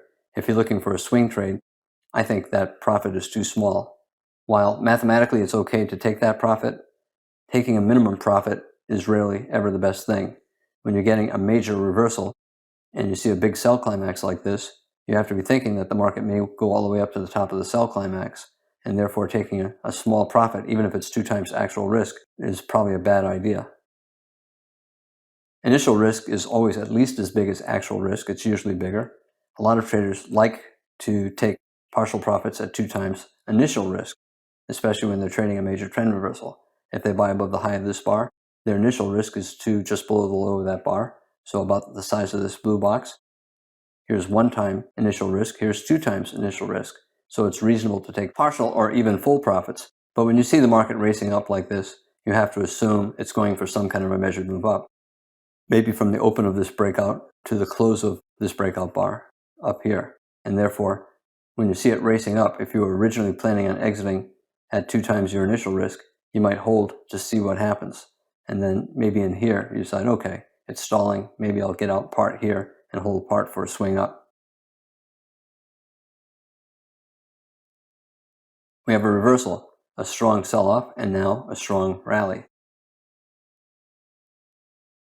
60% chance of some kind of a measured move up, maybe simply a measured move up based upon the height of this bear flag. We have a low 2 bear flag, low 1, low 2. Maybe a measured move up based upon the height of this double bottom. Here's the double bottom, here's the neckline. Measured move up is right around here. This is so strong, usually you're going to get a measured move up based upon the bodies. The open of the first bar, close of the final bar. That is the measured move up. Did not quite get there, but got reasonably close. When the market gets near your target, and your target is very far from your entry price, you have a big profit, and you're still possibly in a trading range, it's reasonable to take your profits on a reversal down. We have a bear bar. We have 3 pushes up, 1, pullback, 2, pullback, 3, back into this trading range where we went sideways here for about 20 bars. We may start to go sideways here as well. This is a reasonable location to take profits. If you want, you can call it a nested wedge. 1 push up, pull back, 2 pushes up, pull back. Now a 3rd push up, reversing. 1 push up, pull back, 2nd push up, pull back, and now a 3rd push up. A lot of times I simply connect the highs of the 1st and 3rd bar, and I don't worry that the 2nd breakout, the 2nd leg up, is above the top. I'm just trying to count pushes up, 1 pullback, 2 pullback, 3, and connecting the 1st and 3rd bar remind me that it's a possible wedge pattern, even though it does not have a wedge shape.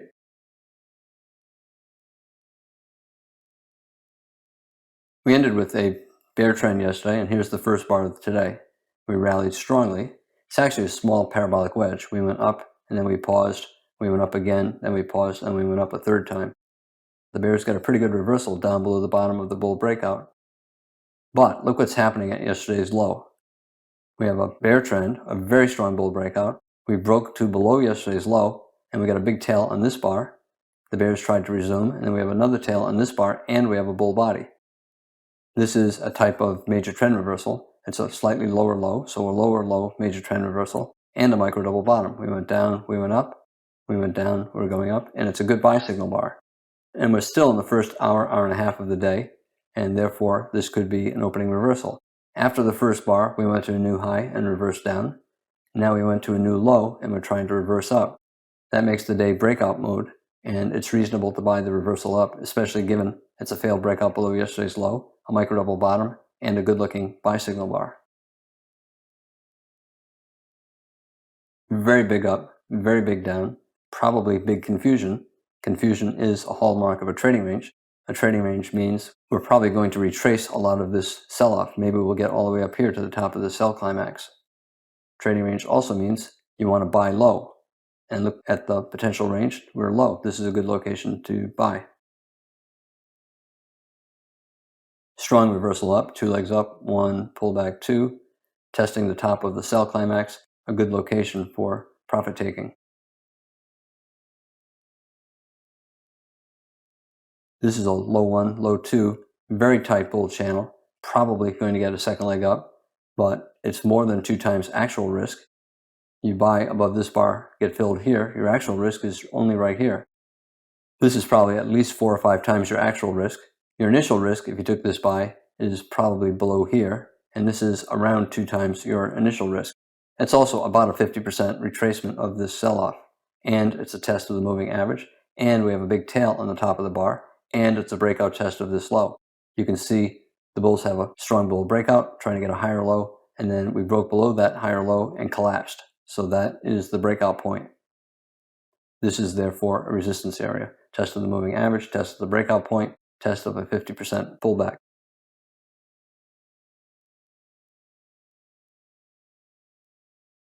We had a parabolic wedge on the open, and sometimes the market just starts to form a lot of parabolic wedges. They rarely look like wedges, but it's a very tight channel with 3 pushes.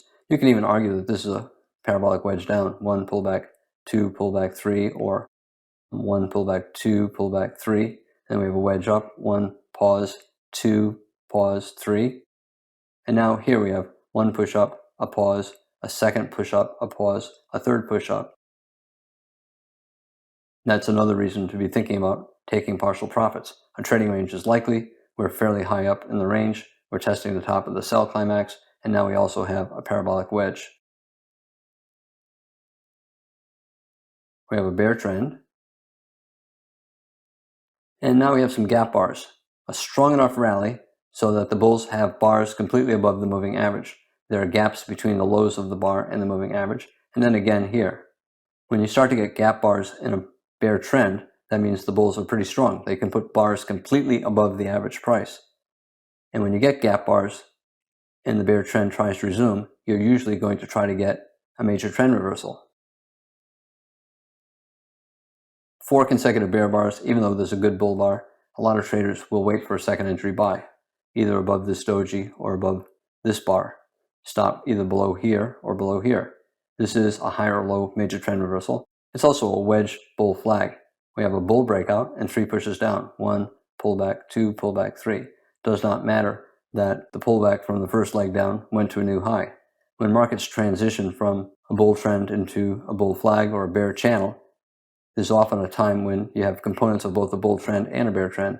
This is the start of the pullback, the bear trend, yet the bull trend was still continuing. That's fairly common. A weak buy signal bar, we have a micro double bottom, we have a wedge bull flag, we have a pair of dojis, not very good. The entry bar is okay, but look at the follow through. A tight trading range, 4 consecutive dojis, 6 dojis in the past 7 bars. This does not look like the start of a strong bull trend. Very tight range, a lot of small sideways bars, a lot of dojis.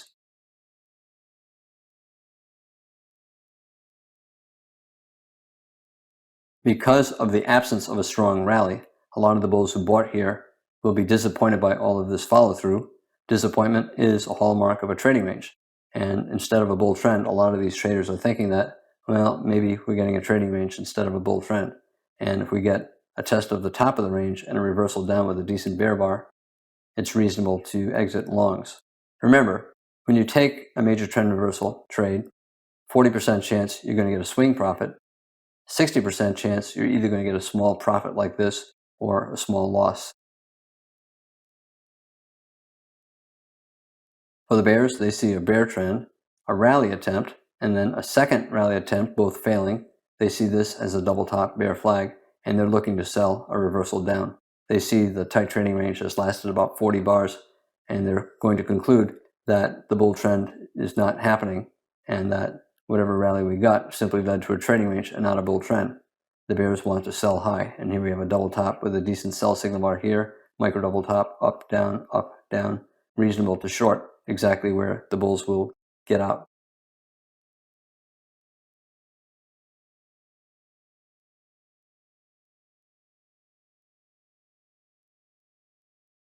Bear trend, bull breakout, lower low, major trend reversal, second entry buy. When you have a lower low, major trend reversal and the market rallies, it's usually followed by a higher low, major trend reversal. Here we have a lot of bear bars. The reversal up is probably minor. The bulls probably will need a double bottom, and here we have a double bottom, higher low, major trend reversal.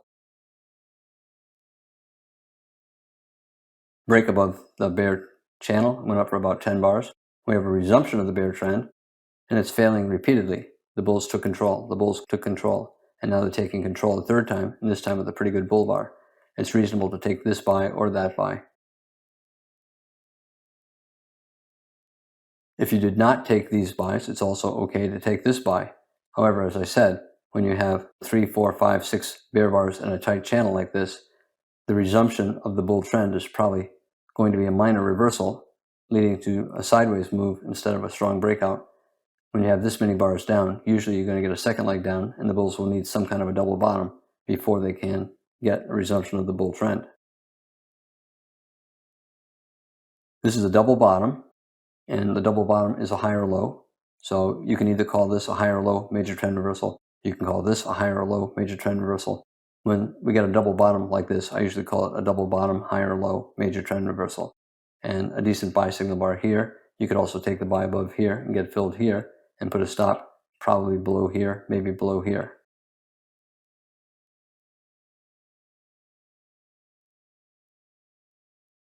If you want, you can also call it a triangle. We have 3 pushes down, 1 pullback, 2 pullback, 3. And we got a bull breakout above the triangle, but a terrible reversal down. And that makes a strong bull trend less likely.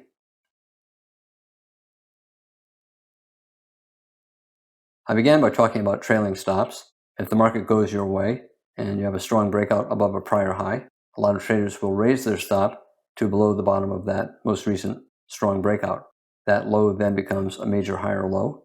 As long as the bull trend is forming a series of major higher lows, it's still a bull trend, and therefore it's reasonable to put your stops below those higher lows. If the market falls below those major higher lows, then it's not a bull trend.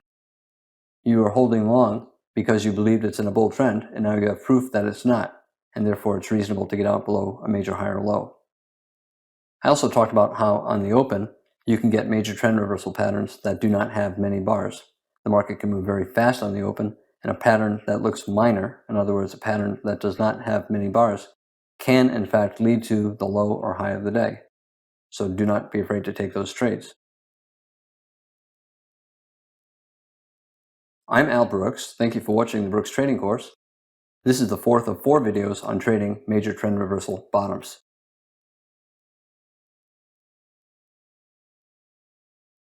This is Al Brooks. Thank you for watching the Brooks Trading Course. This is the first of 5 videos about entering late in trends. You'll often hear people talking about a FOMO trade, F-O-M-O, fear of missing out. In a bull trend, there's a bull FOMO trade. Traders are afraid to buy, but they're afraid not to be long, so they buy small. And if everybody buys, the market tends to go up in a small pullback bull trend. And there's often a bear FOMO trade as well. When the market's going down, everyone's afraid to miss out, so everyone tends to trade small, not waiting for pullbacks, and the result is a small pullback bear trend. We have a bull trend and a tight trading range, a bull trend and a tight trading range. What's going to happen next? Well, we've pulled back for a couple bars, a little bit of a buy climax, buy climax, buy climax. It's reasonable to take that buy with a stop either below the bottom of the most recent bull leg or down here. And then other traders will buy the close. We have a bull breakout, maybe good bull bar, buy the close, buy the close. You'll sometimes hear traders talk about noise, that the market's in a tight trading range making lots of reversals and it's not tradable and it's just noise. Well, that's really not what's going on. When an experienced trader uses the term noise, he's not meaning something that is random. He's simply meaning that the movements are too small for him to bother to do anything. If he's long, he's not going to get out if there's noise. If he's looking to buy or looking to sell, he's not going to take an entry in the presence of noise. He's waiting for something bigger. Noise is usually something that's simply too small to trade. And you can see what happened. In this case, we got trend resumption up, and in this case, we got trend reversal down. And in both situations, the market was telling us something about what is likely to follow. And therefore, it's not noise and it's not random. It is giving us information. I'll talk about that more in this video, what the difference is between this and this. And there are some important differences between the two.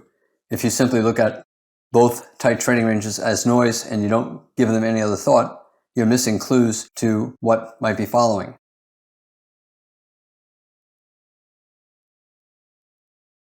Noise cannot exist. It's not random.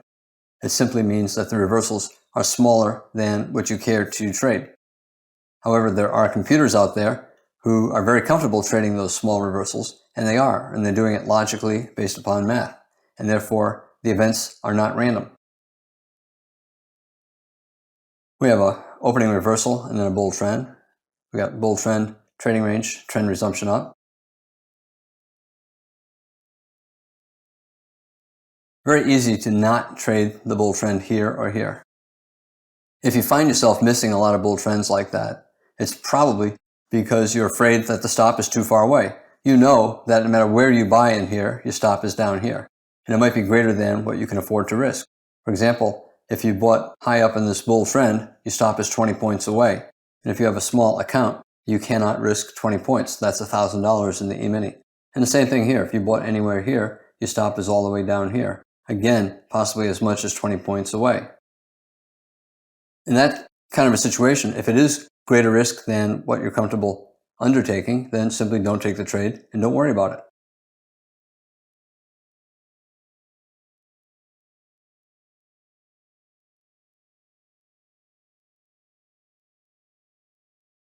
You'll sometimes hear traders on television talking about a buy the close bull trend like this as a FOMO trend, a fear of missing out. And what happens is the trend enters a fairly tight bull channel with very small pullbacks. Everyone is fearful of a big reversal, but they're also more afraid of missing a big move. So they trade small, use the appropriate stop, and as the market goes higher, they buy more. And the result is the market just keeps going up and up and up. The traders who are waiting for a pullback sometimes have to wait a lot of bars before they get their pullback.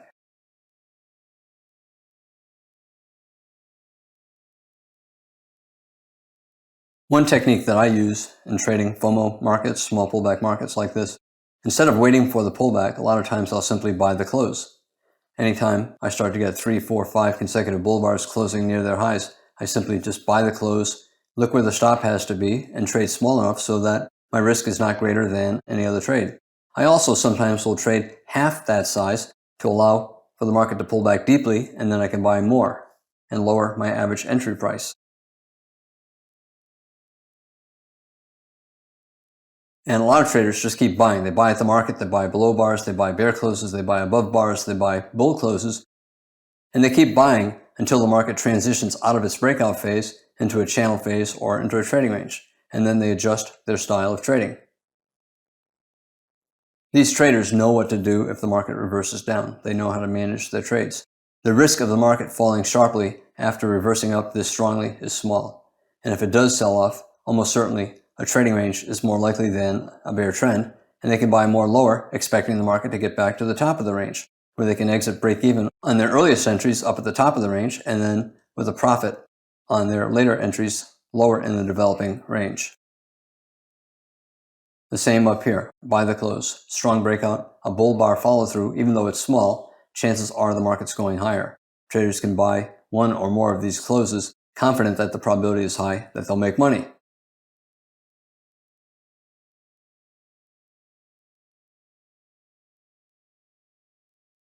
It does not matter where you bought. If you bought above this bar or any of these closes, it's a small pullback bull trend. The stop is below the most recent major higher low, and that is here.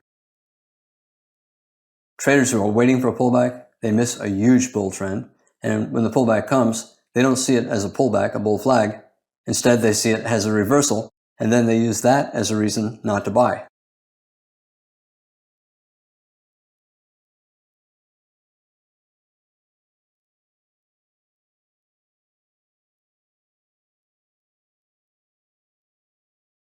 The market's in a trading range here, so bears are looking to sell high, at least for a scalp, and bulls are buying low, either for a scalp or for a swing.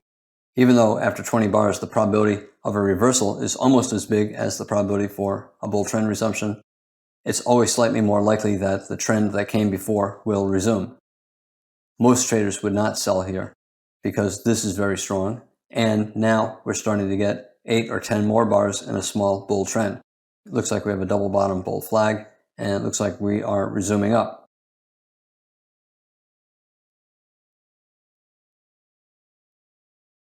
The bears who did sell this high, betting on a double top, now are trapped. This breakout bar and that follow-through bar is more likely going to lead to a measured move up, maybe based upon the height of the range. And the bears see that and they are giving up. The weak bulls are trapped out. They don't want to buy high. They see this as a trading range, not as trend resumption. So the weak bulls are trapped out, hoping to buy a pullback. When they finally get their pullback, they're afraid to buy, or if they do buy, they get out with a loss as the market tries to reverse down. In any case, the bears who sold this high are trapped into a bad trade, and the weak bulls are trapped out, constantly hoping for a perfect setup that cannot exist. Experts know that the bears are trapped in and that there are a lot of weak bulls trapped out, and therefore they buy. They buy with confidence, knowing that the first reversal down probably will be a bull flag and will probably continue higher.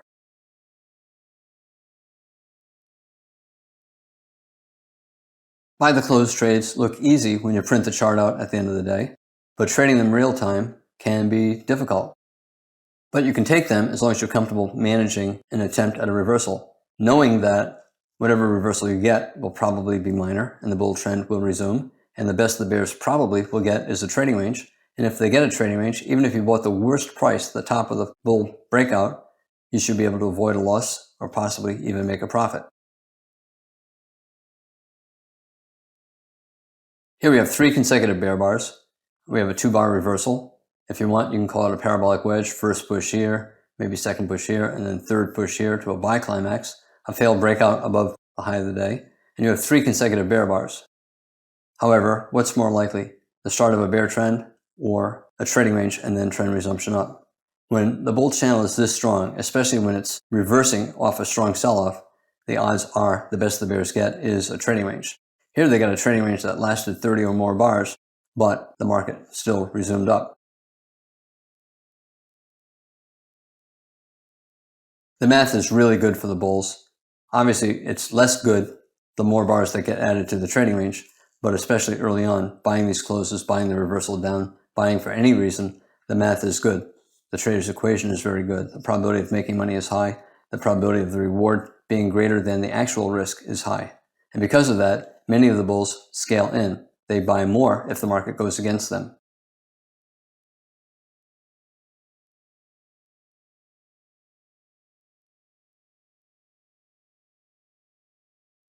Here we are rallying for 10 bars, 20 bars. What's going on? Are the bulls acting like the bears are trapped? Are the bulls buying closes, creating a big breakout, creating a lot of problem for the bears? If so, the bulls are buying aggressively, and you have to assume the first reversal down will be limited to either a trading range or a bull flag. Think about it from a bear perspective. If you're short for any reason, double top, or possibly the top of a trading range betting on a double top reversal, and then you start to see this. If you're a bear and you did not exit, what are you thinking? You're thinking, oh my God, I cannot take the pain, I gotta get out. So the bears are buying, and the bulls are buying as well.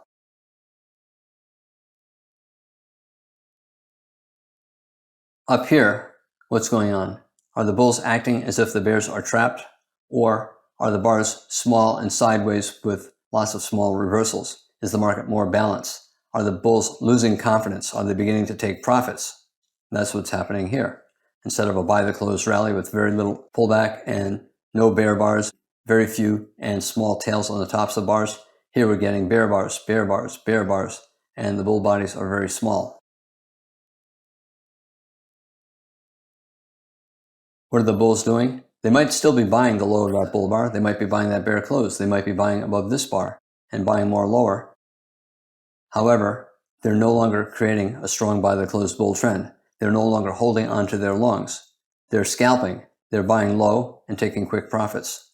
And therefore, the bulls see the trend as transitioning into a trading range. Well, what do the bears do when they start to see the market go sideways like this? They start to sell above bars and they start to sell bull closes near the top, confident that the bull trend is not going to resume, at least for a few more bars, and that we're probably going to go sideways or down, and therefore they can make money with limit orders scalping.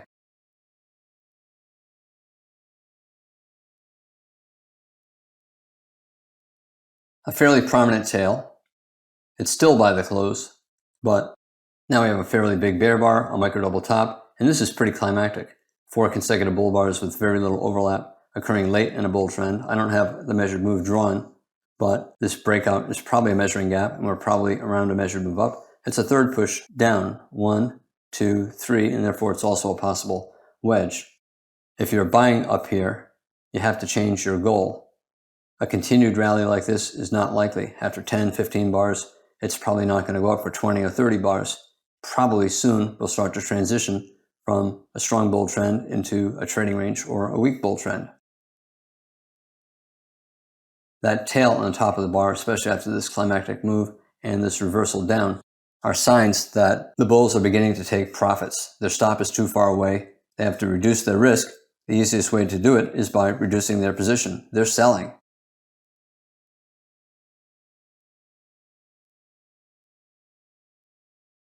Can you buy that close? Can you buy below the low of this bull bar?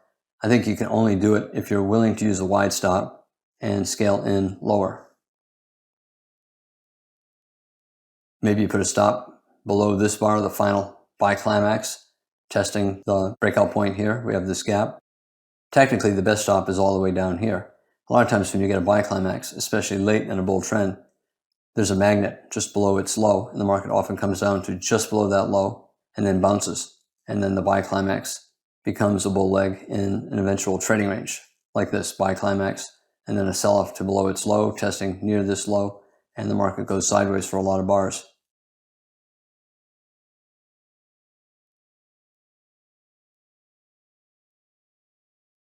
Let's say you bought this close, and you were disappointed by the big tail on the top of the bar, and by the 2 bars that followed. You're thinking that, well, yes, it was by the close, but the downside risk is small.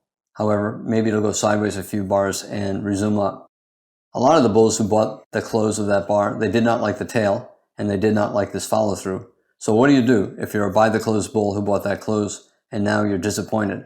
Well, a lot of those bulls will place a limit order to get out break even, and a lot of bulls will not buy higher, and the result is you get this. The bulls, instead of buying higher, are now instead looking to get out around break even, around that close. And the absence of buying resulted in this vacuum down to that close.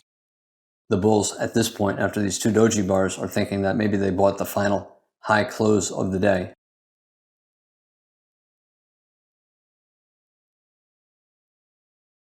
What's more likely, a continued strong bull trend or sideways to down? Probably sideways to down. Buy the close bulls, disappointed by the tail and disappointed by the follow through. And then you get this reversal down. A lot of the bulls will get out break even if they bought that close, and they'll wait 5 or 10 or more bars to see what we get.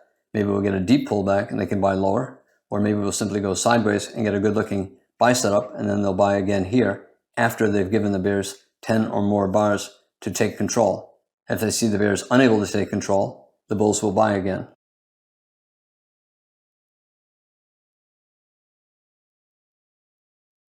Had you bought here and the market just sold off abruptly like this, you can buy more lower, like 2 legs down, 1 pullback 2, buy above a bull bar here or here, and rely on your stop, either below this last leg up or all the way down here.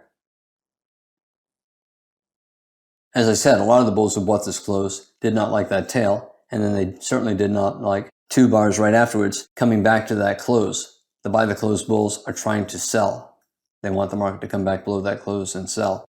And a lot of the bulls would exit break even after they see 1 or 2 of these bars. So they'll start to sell around break even. After this big bear bar, the bulls who did not get out are even more disappointed, and they're looking to sell any little bounce to get out with break even or a small profit.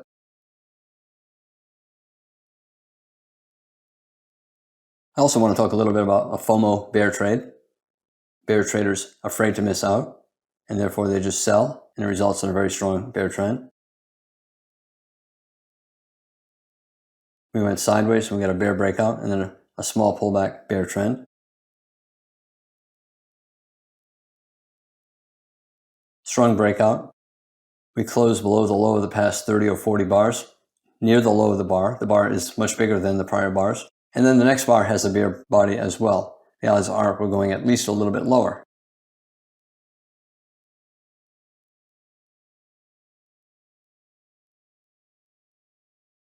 Traders can sell for any reason, like on the close of this bar or better, the close of that bar, and the stop goes above the top of this bear reversal. Some traders look at this and say, oh my gosh, I have to risk 6 or 7 points to take that trade if I sell that close, and that's far more than I am comfortable risking. I want to sell a pullback. And they wait and wait and wait. When they finally get a pullback, they think, oh, it's a wedge bottom. Trying to reverse up again and a third time, and they don't sell. And then they're trapped out again by this, and they're hoping to sell another pullback, and this pullback's not big enough. And they end up missing the entire trade.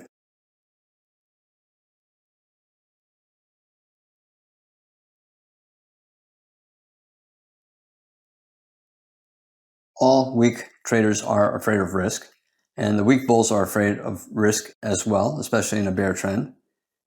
And because of that, they want small risk, and they end up buying reversals in a very strong bear trend, thinking that if I buy above this bull bar, my stop is below the low, I'm not risking much. But if you do that 1, 2, 3, 4, 5 times, at the end of the day, you did not lose much money on any one of those 5 entries. However, when you put the 5 of them together, you ended up losing a lot of money in your effort to reduce risk. It would have been much more profitable to sell and use the appropriate stop, even though it's far away, but much higher probability of making money.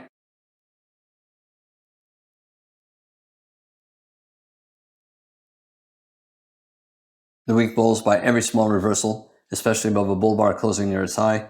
They're constantly seeing wedge bottoms, 1 reversal, 2 reversal, 3 reversals, and then a failed breakout below a wedge, and now a second leg down, trying to reverse again, and now another wedge, 1, 2, 3, and then a failed breakout below that wedge. They're constantly seeing reasons why the market will reverse up, even though they know that the probability is high that every one of these reversals is much more likely to become a bear flag, leading to a resumption of the bear trend, than it is to become a bull trend. These are minor reversals, not a major reversal into a bull trend. And as I said, the loss on every one of these is small, but if you take enough of them, you're going to end up losing a lot. And it's comparable to bleeding to death from 1,000 paper cuts. You still end up dead.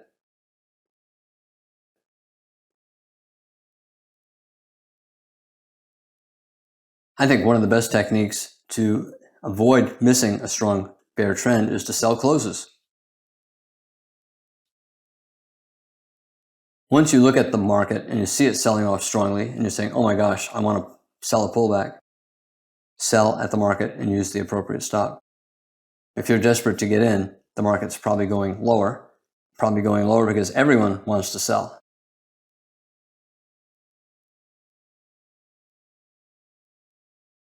And everyone's afraid of missing out, and therefore everyone's trading. The stop is small, and therefore they trade small. However, if enough traders do it, the result is a relentless small pullback bear trend. You sell the breakout, another breakout, sell that close, trying to reverse up. Don't buy the reversal, sell the reversal. Sell at the high of this bull bar, sell that bull close. We have another breakout attempt here. You sell below the low of the prior bar. You sell above the high of the prior bar. Because of the potential wedge, I personally would not sell the high of that bull bar. However, we have a double top bear flag here. I do not have the moving average drawn in, but it's probably just below the moving average. And we have a decent bear bar, so I'd sell below the low of that bar, and then sell closes all the way down. Every one of these bear closes, you wait until it closes, you get your finger on the button. As soon as it closes near its low, you just hit sell the market. And a lot of traders are doing that. Look at the open of this bar. It's at the high of this bar, and look at the close of the bar below. As soon as that bar closed, a lot of traders hit sell the close. And the result was the high of this bar, the open of this bar, is below that close. And the same here. It tells you that the bears are extremely bearish and extremely eager to sell. As soon as any one of these bars closes, a lot of traders are just selling at the market. You have other traders just selling at the market as the market's falling. They don't wait for the close, they just sell. Very strongly bearish, sell the close bear trend. If you take any of these sells, your stop is up here. After 3 or 4 bars down, you have a strong enough breakout. A lot of the bears will move their stop here. So these bears, their stop is here. And once you see 3 or 4 bars here, you can tighten your stop to above the high of this most recent bear breakout. And that's true for the bears who sold here or up here as well. Once you've had a new breakout, it's probably going to be a major lower high. You can move the stop down, trail it to just above the major lower high.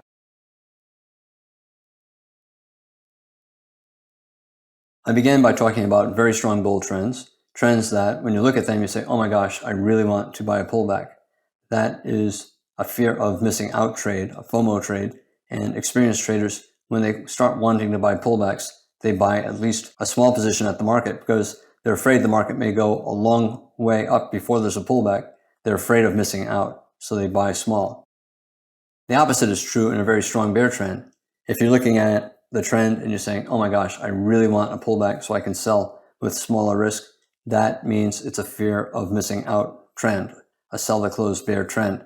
And it's much better to simply do what everyone else is doing and just sell at the market, trade small enough, and use the appropriate stop, hoping that the market quickly goes your way so you can take a quick profit. Knowing that if you get a reversal, the odds are very high, it'll be minor, you can sell more higher and then avoid a loss when it gets back to your original entry point. I'm Al Brooks. Thank you for watching the Brooks Trading Course. This is the first of 5 videos on entering late in trends.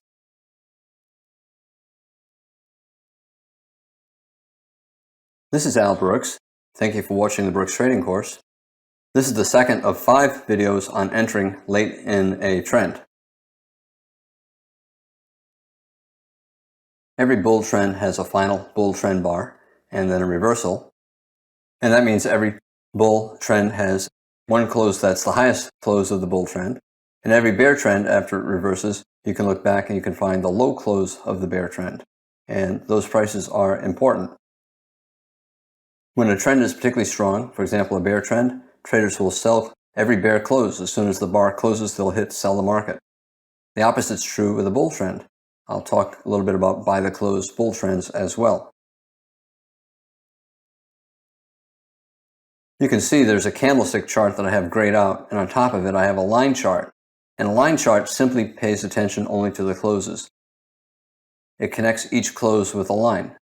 It ignores the low price of the day. It's only interested in the closes. Here, the high of the day is slightly above the high close, and it's ignoring the high price of the day. It's only interested in the high close of the day.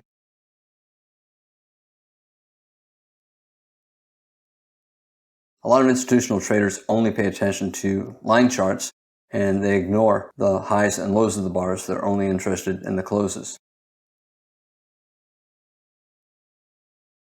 For example, the high close of the day is the close of this bull bar, and there's a little tail on top, and the actual high of the day is slightly above. This is more obvious down here. The lowest close is this bear bar's close, and the actual low of the day is lower. A trader looking at only a line chart does not see that. He only sees the lowest close of the day. And again, institutional traders, a lot of them only look at line charts, and they don't care about the low of the day. They only care about the lowest close, and therefore the lowest close is important support.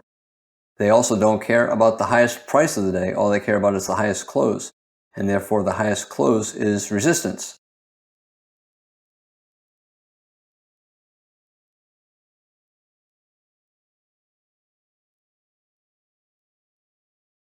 If you were to put a dot on the close of every bar and then connect the dots with a line, you would have a line chart. And line chart traders ignore all the other prices. They're only interested in one price every 5 minutes, the final price of every 5-minute bar. This is the same chart. We have a bear trend, and then we're getting a pullback. After the reversal, you know this is the final bear trend bar. And we have a bull trend, and now we're getting a reversal. At this point, this bull bar is the final bull trend bar. If the market goes higher, then we'll have a different final bull trend bar. But at this point, this is the final bull trend bar of the day.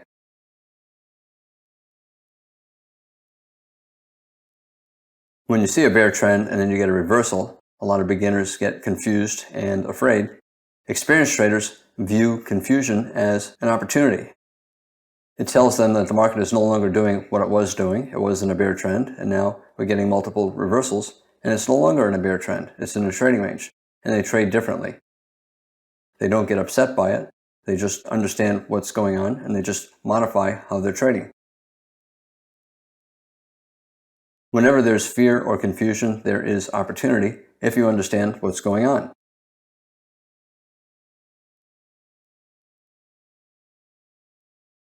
Once you see a bull trend reverse down like this, it's easy to find the final bull trend bar. And it's also easy to find the highest close of the day, which is the close of this bull trend bar.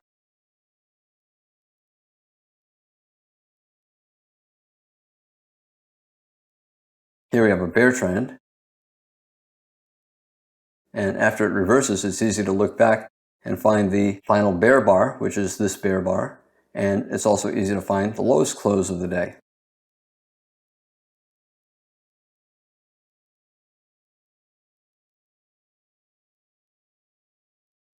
Every now and then you'll hear me talk about noise.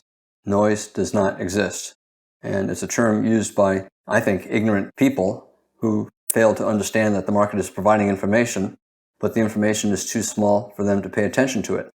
Noise implies things are random. Nothing is random, but oftentimes lots of things happen on a chart that are too small for you to modify what you're doing. If you want to call that noise, you can call it noise, that's fine. However, there are computers that are trading all of those small reversals, and it's not noise to them. It's not random. It all has meaning.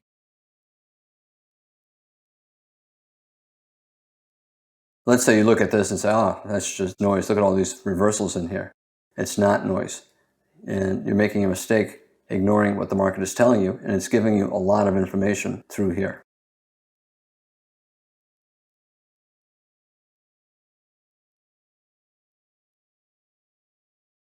I want to talk a little bit more about a sell the close bear trend and what just took place in the chart that I just showed.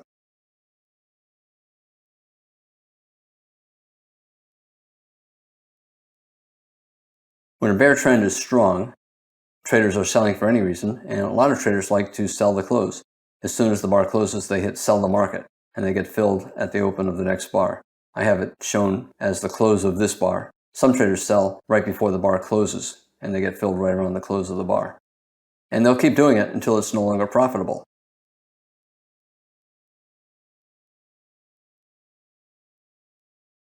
When they enter, they pay attention to the follow-through. Here we have a big tail. Most traders would not sell that close, but experienced traders would because they're comfortable managing their trade. They know that if it goes up, the reversal will be minor and they can sell more, and the market will pull back and allow them to get out at their average entry price. They sell that close, they sell more higher, it comes back below their average price, and they can get out break even and they avoid a loss. On the other hand, if it kept going down, they'd make a profit.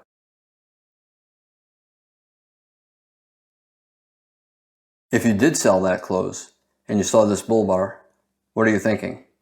Well, a lot of the sell the close bears who sold that bar are disappointed. They wanted the market to keep going down so they could make a quick profit. But this is a disappointment bar.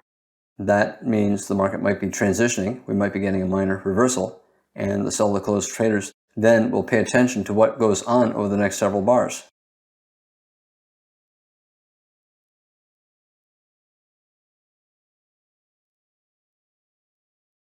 This pink line is the low close. And what's going on here? The market comes down to the low close, goes up, down to the low close, goes up, down to the low close, goes up, gets near the low close and goes up again. What does that tell you? It tells you that the bears who sold that low close are sufficiently disappointed that they're buying back their shorts at or around that low close. They're no longer confident that the market's continuing down, and they're afraid it's either going to go sideways or up.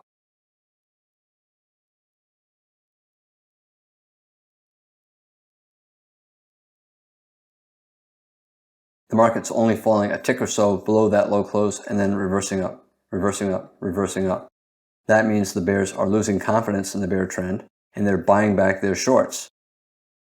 If the bears are buying, that's a problem for the bear trend. You know the bulls are buying.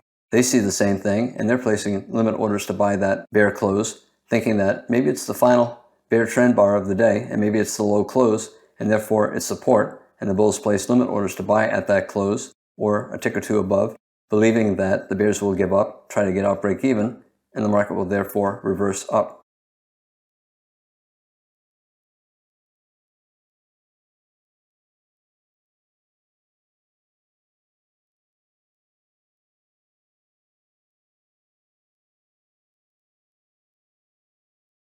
Remember, the market has to get one tick below that low close for the bears to get out. If it just gets to that low close, most of the bears will not be able to get out break even. And what took place here? The bears are even more disappointed, and the ones who did not get out, thinking that the first reversal up was minor, now are eager to get out. What happens? They placed a limit order to get out at that low close, and this low did not reach that low close. And therefore, the bears who tried to get out over here, break even at that low close, are trapped, and you can see they're giving up here. And the bulls see that, and they're buying as well. They see the bears giving up, and they expect the market to go higher. Usually when the market makes repeated attempts to do something, here the bears are repeatedly trying to get down to that low close, and they're unable to do it. Here, even more so, they could not even get to the low close. It then usually tries to do the opposite.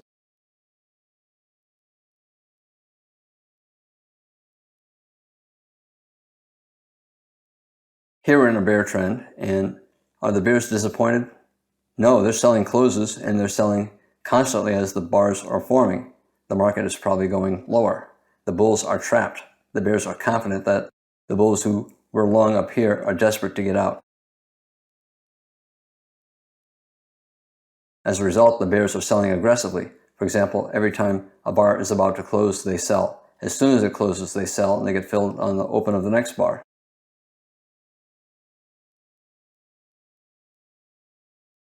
But look what takes place over here. We're getting a lot of bars with tails on the bottom, and we're also starting to get some bull bars. The bears are less confident of the market continuing down.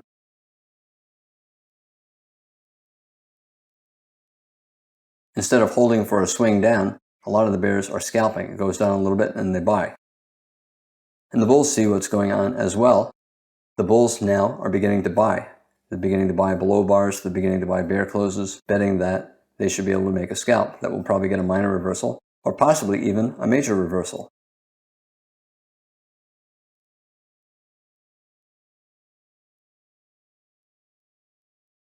Let's say you're a sell to close bear, been making money here, and let's say you choose to sell that close. And then you get this bull bar, and you get a bull doji after it. What are you thinking? Are you happy or are you disappointed? Well, you're probably disappointed, and you might be afraid that you might have sold the low close of the day. And in fact, it was the low close of the day.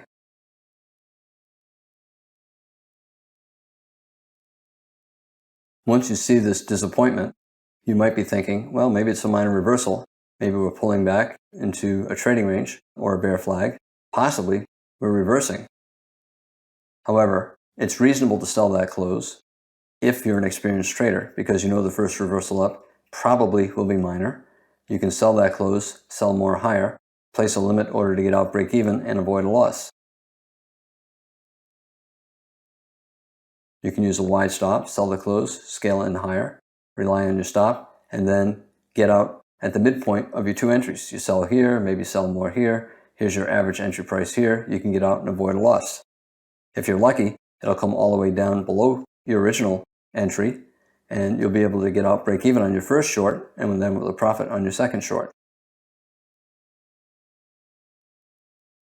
If it does not get down to that low close and reverses up, you can get out on the reversal up. You get a small profit here, a small loss here, and you end up with a small loss on the trade, which is okay. A lot of the bears who did scale in, selling this close, selling more higher, trying to get out at that low close, if they see this reversal up, they'll get out and just take the loss. They're concerned that the market was not able to get down to that low close, and what does that tell them? It tells them that the bears were desperate to get out. They were so eager to buy back their shorts, they started placing limit orders above the low close. And the bulls knew the bears were in trouble, and the bulls started to place limit orders above that low close as well.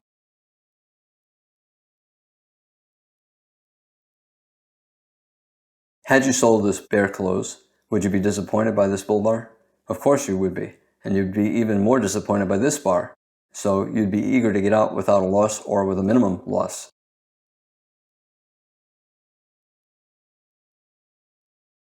Would you continue to swing trade, hoping for the bear trend to continue? Or instead, would you try to get out break even or maybe scale in higher and look for a little scalp? Or would you just totally give up and try to get out around your original entry price? The bears who did that were able to do that here. They were not able to do that here. All of these little tails up around this low close and then here at a slightly higher price is telling you that the bear trend traders are giving up. And if the bear trend traders are giving up, we'll probably get at least 2 legs up and possibly even a swing up, which we did. And the bulls sense what's going on, and they're trying to buy exactly where the bears are trying to buy. For example, for the bears, it's a double top bear flag. The bulls see that the bears are trying to get out break even. The bulls will buy at the low of that bar, betting that there'll be bears with limit orders trying to buy just a little bit lower. And they correctly picked a bad bear flag and the low of the day.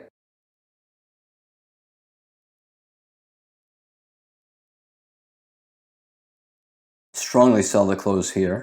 We're trying to resume down with that big tail, and after these bull bars, this is a lower probability sell the close bar. But the trend could continue down for the rest of the day. Experienced traders will sell that, but you only do that if you're comfortable holding through the minor reversal and scale in higher, and then managing to get out without a loss. We're starting to get two-sided trading, tails, bull bars. Okay to sell, but it requires more management, and your shorts selling that close are probably going to be scalps, or they'll require scaling in, and then you can avoid a loss.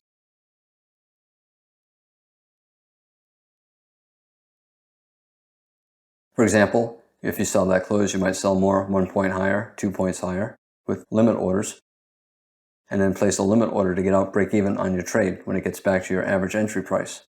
And therefore, your goal has changed. Instead of hoping to make a profit, now you're simply trying to avoid a loss.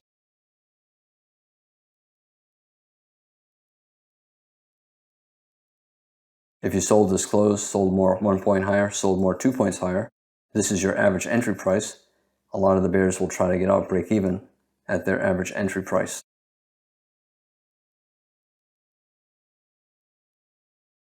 I want to talk some about a buy the close bull trend.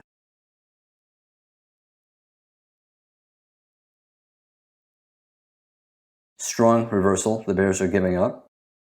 The bulls sense that, and they're buying for any reason. They especially like to buy bull closes.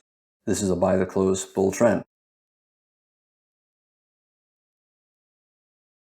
They'll keep buying until it's no longer profitable, and some will buy this close, they'll buy that close, and they'll even buy that close. But they'll only buy closes late in the trend, especially after bear bars, if they know how to manage their trades.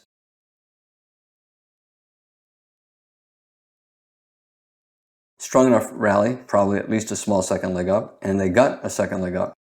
That's the minimum objective. However, they did not like to see this bear bar right after this bull bar, especially with this bull bar being a little bit bigger than these. This could be a climactic end to the trend, and therefore there's a magnet at the low of the buy climax, and the market might test back down there.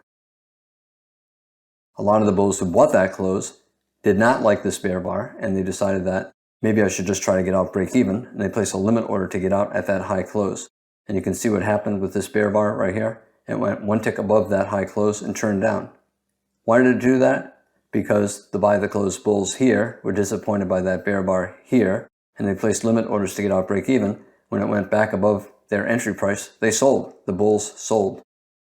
The bears knew the bulls would do that, and they sold as well.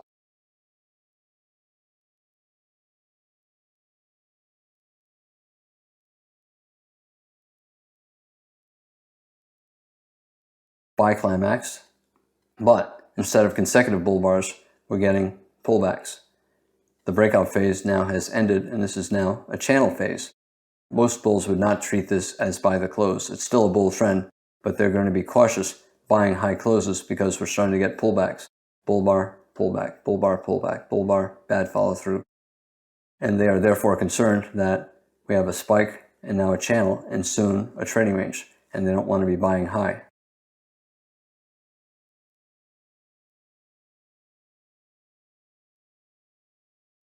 Traders who buy closes watch the behavior around the high close in a bull trend and around the low close in a bear trend.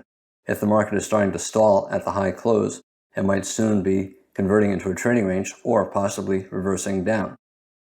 This is not noise, this is information. This is not noise, it's information. It's telling you what traders are doing.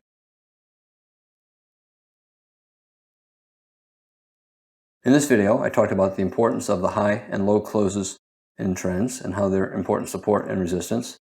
I then talked about sell the close bear trends, and once the bears are disappointed, how do they behave when the market gets back down to that low close? And the opposite is true in a buy the close bull trend. If the bulls are starting to get disappointed by the bars after strong bull bars, are they trying to get out break even, or are they holding, and is the trend continuing? I'm Al Brooks. Thank you for watching the Brooks Trading Course. This is the second of 5 videos on entering late in trends.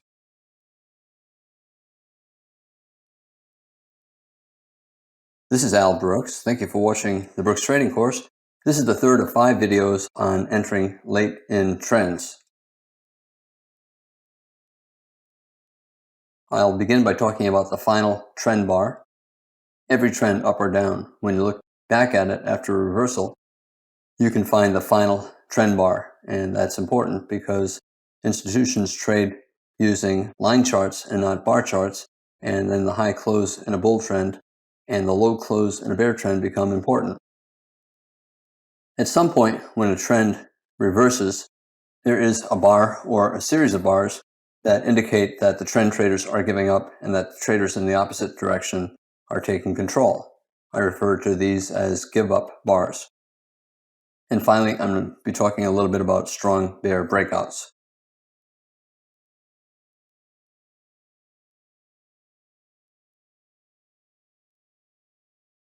We have a bull trend, and at some point after it reverses, you look back and say, that was the final strong bull trend bar. There was one more small bull bar with a slightly higher close, but this was the final time when bulls were actually clearly in control. Again, after this reverses, this is the final bull trend bar of that leg up. Again, a brief final bull trend bar. The bulls own the market for only one bar. This was potentially the final bull trend bar, but the bulls got another leg up, and then this became the final bull bar. Here, possibly the final bull trend bar, strong enough rally probably will go at least a little bit higher. Again, a potential final bull trend bar, we went a little bit higher, and we may go higher still. If you're trading this, you might be buying for a variety of reasons, and one might be you'll buy the close. Every time you see a bull bar, you buy the close, betting that the market will go at least a little bit higher, knowing that eventually it will not. Eventually there'll be a final bull trend bar that will be the high close of the rally, and the market will then go the other way. What do you do if you buy that high close and then you see this bear bar immediately afterwards, especially since you might be at the top of a trading range? Bear bars, any one of them could be the final bear trend bar. In hindsight, after you get a strong reversal, you know that this was the final bear trend bar, and the same with that. And after this reversal, we had many possible candidates for the final bear trend bar, but this turned out to be the final bear trend bar of this bear trend.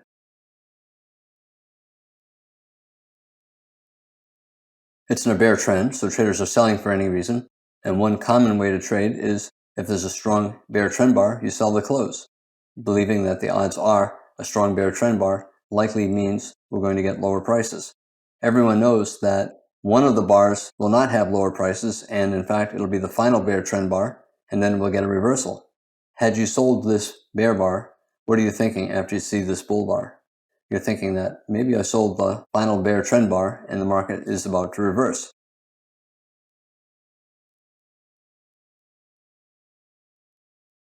A bull trend bar, not especially big, so not especially strong, but buy the closed bulls will still buy, hoping that the trend continues higher, knowing that it might not. When the channel up is this tight, the first reversal down probably will be minor, and the best the bears will get is a pullback into a bull flag. If the bulls buy here, they know they probably will be able to get out break even because the first reversal is minor, and the bull trend will probably resume enough for these bulls to get out break even or with a small profit or a small loss.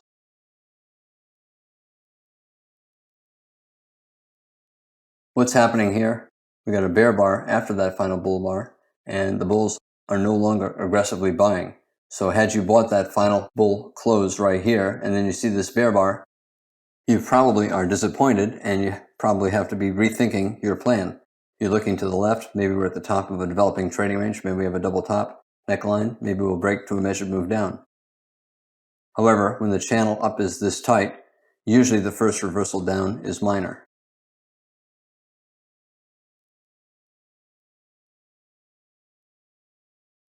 The bears see what's going on as well. When they see the close of that bear bar, they're thinking, maybe we're winning. Every time a bull buys, there has to be a bear that sells. And at this point, the bears are pretty hopeful that they may have stopped the bull trend.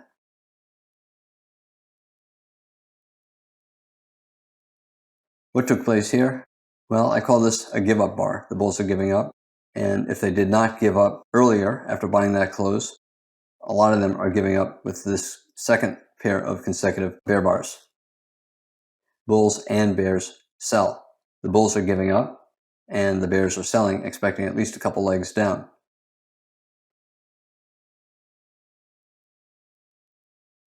Big bear bar, the biggest bear bar, 20 or more bars into a trend, more likely an exhaustion bar, meaning that the bears are probably exhausted and that will probably have to go sideways to up for 5 or 10 or more bars before the bears can regain control again.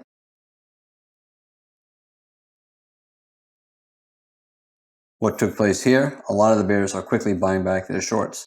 They saw this very big bear bar as a gift, a sudden, unexpected big profit, and they're taking their profit. And the bulls see the same thing, and they're buying as well.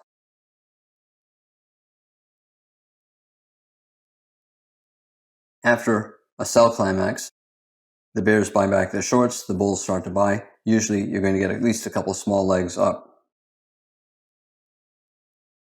And what took place here? Some of the bears held short, even with this bull bar, but at some point they give up, and this pair of bars probably represents the bears giving up.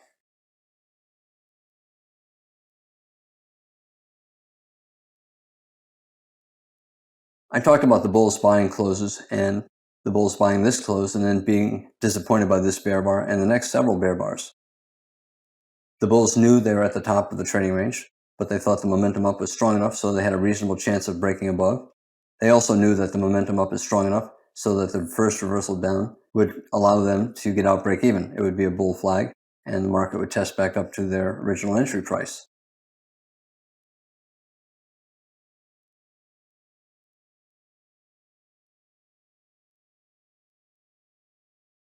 What happened to these bulls after they saw this disappointing follow through? A lot of them placed limit orders to get out break even. They bought that close, disappointed by this bar, tried to get out break even. Maybe they were successful on these bars, and then they had another chance to get out break even here. And what happened when the market went back above their entry price? We have a tail on the top of the bar. It went above the entry price of these buy the close bulls and immediately reversed down. Why would that happen? Well, part of the reason is a lot of these bulls were so disappointed by this and knowing the context, a possible trading range top, they decided to get out break even. They placed a limit order to get out at their entry price. And as soon as the market went a little bit above their entry price, they got out. And the bears knew the bulls were disappointed as well. And therefore, they're looking to sell at the same price, knowing that the bulls will get out there. Bulls and bears selling resulted in that.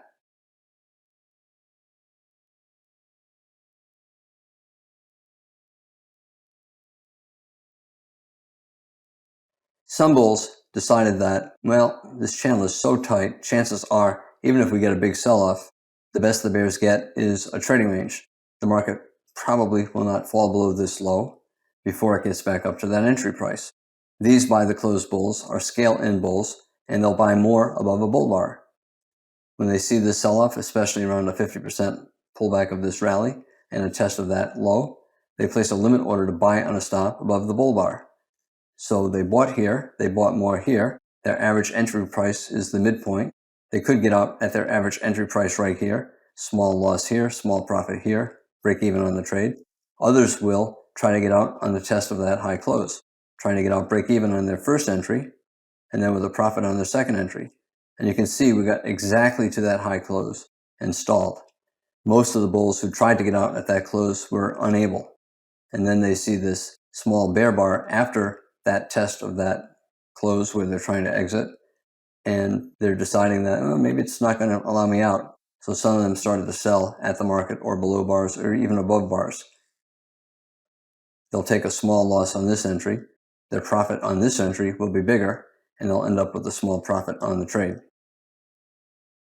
What does this tail on the top of this bar and this bar tell you? It tells you that traders were selling, and a lot of those sellers were bulls who bought this close, hoping to be able to get out without a loss. Some did not scale in, they just simply relied on their stop and bet that we would either continue up and they'd make a profit, or if we sold off, it'll be a bear leg in a trading range and we'd test back up to the top of the range. In any case, you had bulls who bought that close trying to sell, and when it got at that close, it pulled back. Got at the close, pulled back.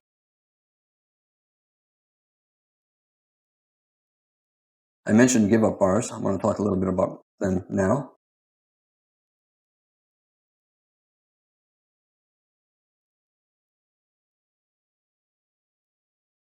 The bulls who bought this close, whether or not they scaled in, tried to get out break even at that close. It had to get one tick above that close for them to get out. Very few were able to get out with their limit order exactly at that close. And now we have that tail, and now we have a bear bar, so this might be a possible failed breakout. A lot of the bulls will get out on the reversal down below the bear bar. Small loss on the first entry, a bigger profit on the second entry, and they end up with a small profit on the trade.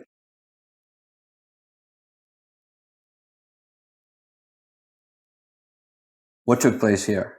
Some of the bulls who bought that close did not get their fill here, and they did not exit on the reversal down, and they held hoping that we would still go higher, but now we're getting a second entry short here and then here, and a lot of them gave up on the breakout below this small tight trading range. That created this big bear bar. This is the final bulls giving up. The bulls who bought that close, unable to get out break even. They had several chances to get back up to their entry price and get out without a loss, and they were unable, and this is where they gave up. And this is a give up bar. The bulls are giving up, and bears are selling as well. They know the bulls are trapped, and therefore the bulls are going to have to sell out of their longs, and the bears sold, betting that the bulls would be selling as well.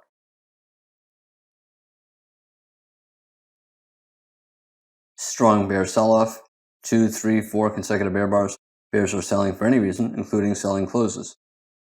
Some sold maybe at one of the closes and then added on. Some bear sold this close, hoping that the bear trend would continue down, knowing that if it reversed up and he managed his trade correctly, he could avoid a loss.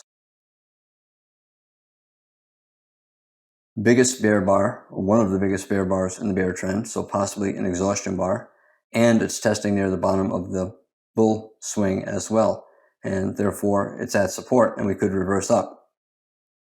You have a big bar, a sell climax, possible exhaustion, now at support.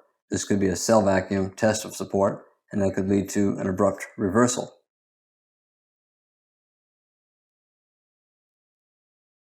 However, when the channel down is this tight, the first reversal up is minor.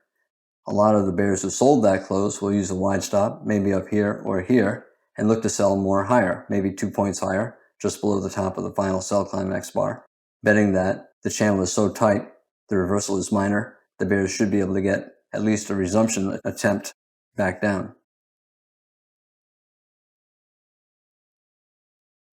Finally, I want to talk a little bit about strong bear breakouts. Again, you have a strong sell-off. Bears sold here, and they were disappointed by this. A lot tried to get out break even at that close, and this got close to it. They were unable. Others sold more higher.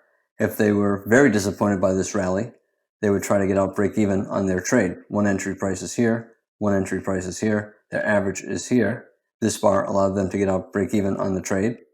It did not get below this close, and therefore they ended up with a loss on this sell. When this reversed up strongly like this, the bears who did not get out break even on the entire trade gave up. This is a big give up bar for the bears. The bears who sold this close were confident that they could avoid a loss by scaling in higher and getting out at the midpoint between their two entry prices. They were hoping to make a profit, get out break even on their first entry, and then with a profit on their second. What this tells us is most of the bears who sold this close and sold more higher decided that they just wanted to get out break even. You can see we did not get below that close. In fact, we only got to within 2 ticks of that close. And that tells me that there were a lot of buyers somewhere in the midpoint between these two locations where bears would sell. In other words, the bears were so eager to get out, avoiding a loss, that they gave up on the idea of getting a profit. And the bears were buying so aggressively, we got this. And this is the final bears giving up. The bears who tried to get out at this close, they see it got to within a couple ticks of their limit order and started to reverse up quickly, and they just bought at the market, trying to reduce their loss.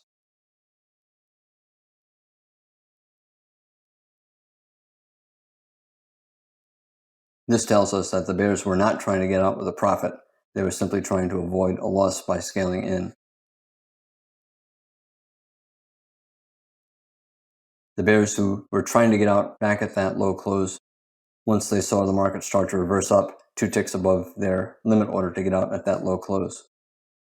The bulls understood what was going on, and they knew the bears were trapped, and when it started to reverse up, the bulls started to buy aggressively.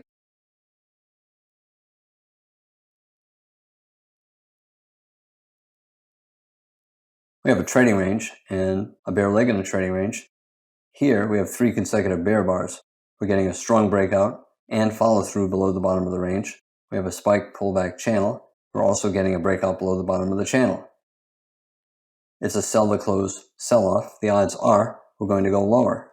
There's not a guarantee that we'll go lower, but given this context and 3 consecutive bear bars, 60% chance we're going lower.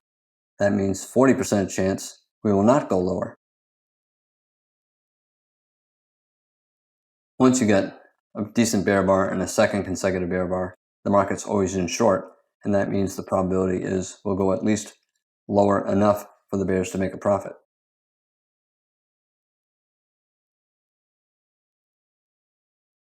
Bears will start to sell closes. They'll sell that close, they'll sell this close, and this is a breakout to a new low in the trading range.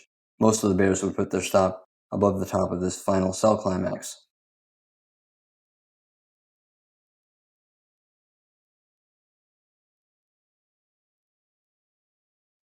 The first target that I always consider when I see a breakout like this is a measured move down based upon the bodies. The open of the first bar to the close of the final bar, expecting a measured move down. That's also at a support level, so there's another magnet, another reason to get down there. At the moment this bar closed, there was a 60% chance the market would get here before it got here. The reward is equal to the risk. 60% chance we get to the reward before the risk, and therefore the trader's equation is positive. We had an attempt at a higher low here, and we broke strongly below it. Another measured move projection is based upon the height of this bear leg. The bulls hoped it was going to lead to a second leg up. Instead, we got a bear breakout below what they thought was a bull flag. Again, bears will sell closes, looking for a test of support here, this measured move, or the bottom of the bull trend.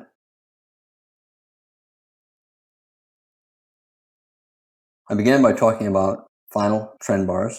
Every trend, after you see it reverse, had a final trend bar, and it's important. Traders are buying closes in bull trends, selling closes in bear trends, and if they get trapped, they have to give up. If the market's in a bull trend and the bulls decide that it's disappointing, the follow through is disappointing, they try to get out, and if enough of them give up all at the same time, you get a bear trend bar, which is a give up bar. And the opposite is true at the bottom of a bear trend. If the bears are selling and then they see something that disappoints them, a lot of them will suddenly give up and you'll get a bull trend bar. And I finished up by talking about strong bear breakouts, and I'll continue the discussion that I began at the end of this video. I'm Al Brooks. Thank you for watching the Brooks Trading Course. This is the third of 5 videos on entering late in trends.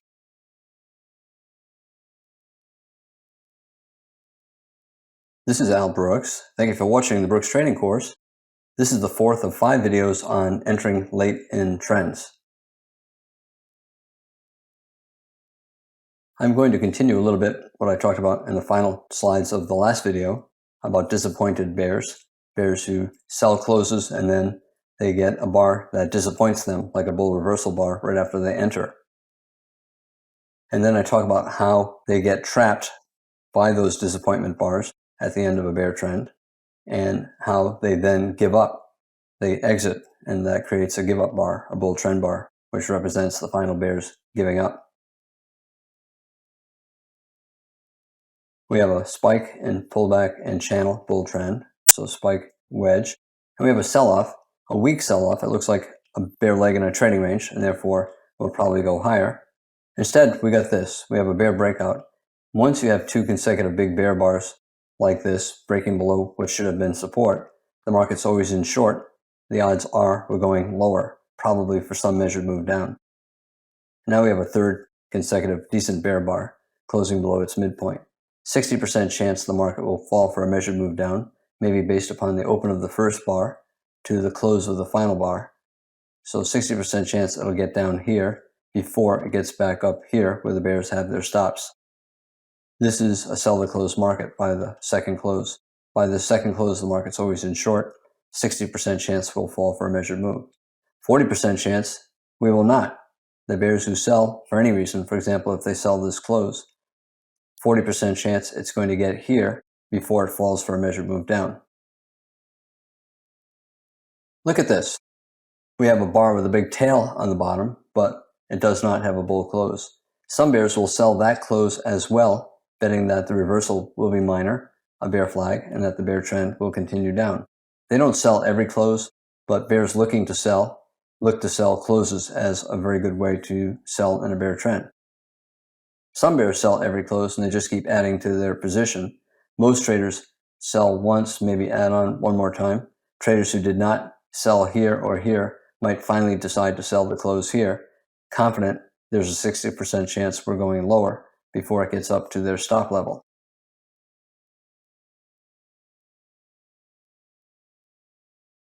A lot of bears, when they see a big tail like this, they stop selling. They know we'll get a minor reversal and they'll be able to sell higher. However, some bears will aggressively sell the close all the way down, including the close of this reversal bar, knowing that it does not have a bull body, and the odds are, if it does start to reverse, the reversal will be minor and the bear trend will continue. You can only do that if you can manage your trades correctly and if you can scale in and use the appropriate stops. It sounds easy, but it's not, and this is for advanced traders only. What do you do if you sold that close and now we have a second reversal bar? Yes, there's not a bull body, but it still has a very big tail on the bottom. That tells you that the market went down and people bought, and went down again and traders bought again. Bulls bought betting on a higher low compared to the bottom of the bull trend, and a lot of bears bought because they were disappointed by the follow through and they're trying to get out break even or with a small profit depending on where they sold.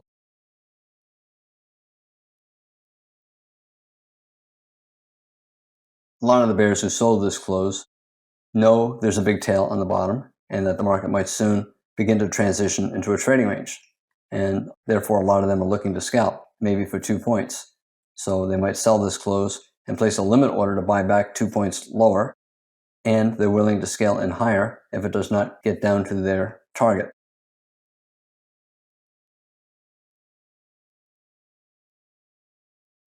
This is 2 points below that close. If a bear sold that close, he puts a limit order 2 points down, which is right at the low of this bar. And look at the low of this bar. It did not get down to the low of that bar, and therefore it missed filling the limit order by 1 tick. It fell 8 ticks from that close. Most of the bears have their limit orders 8 ticks down, and those orders are not filled. 95% of the time, it has to go 9 ticks for you to exit with 8 ticks on a limit order.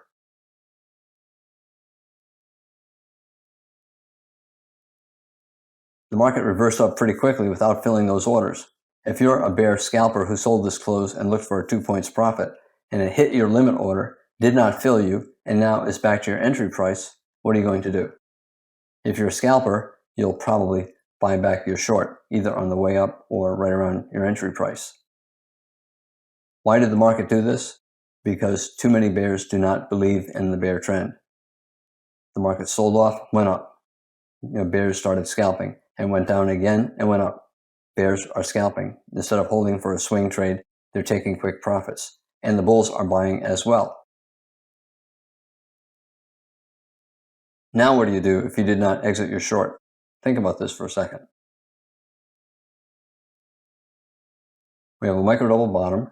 Disappointed bears who were hoping to make a 2-point scalp probably are giving up.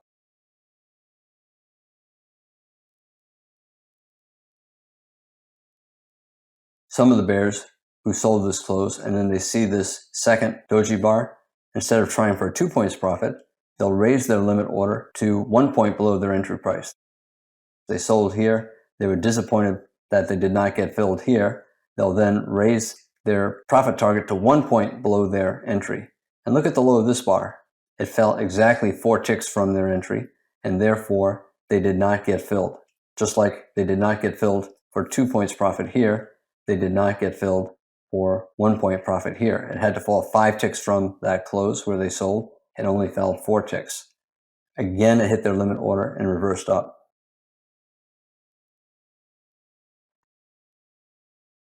A lot of those bears then would finally give up and try to get out break even and give up trying to make a profit. What's going on now? Well, we're rallying for about 8 bars with small pullbacks. A 1-tick pullback here. The market looks like it's beginning to reverse this sell-off. Look at this. This low fell 1 tick below this close. Some of the bears held short through this, and instead of trying for a 2-point profit or for a 1-point profit, now after they see this bull bar, if they did not already get out, they're trying to get out break even. And it had to fall 1 tick below their entry price. They sold here, and this low went 1 tick below their entry price and reversed up. That tells you that a lot of the bears who did not get out earlier are finally getting out. It fell 1 tick below their entry price. The market allowed them to get out. The bears who did not take the opportunities to get out break even now are starting to look for reasons to get out. Now the bears who are still remaining will get out with a loss. For example, they might buy with a limit order below the low of this bull bar, betting that it's a low probability sell and there probably are buyers below. Some of those buyers are bears buying back their shorts, trying to minimize their loss.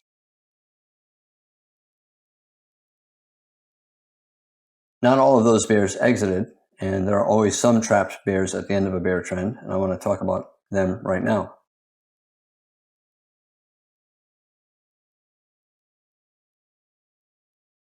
The bulls knew that the bars were big enough so that the bears who sold that close were hoping for a 2-point profit. And then once they were unable to get their 2-point profit, they'd try for a 1-point profit. And once they were unable to get their 1-point profit, they would try to get out break even.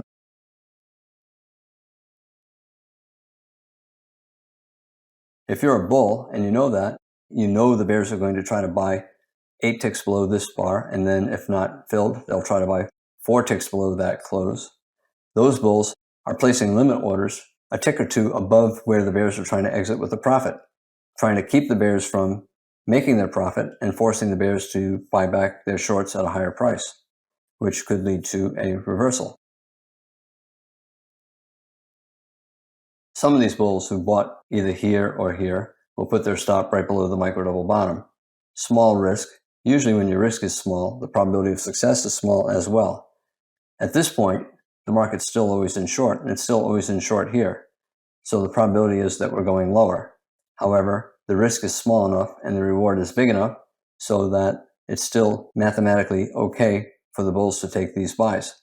They lose most of the time, but the reward is 2 or 3 times greater than their risk, and it makes the trader's equation positive.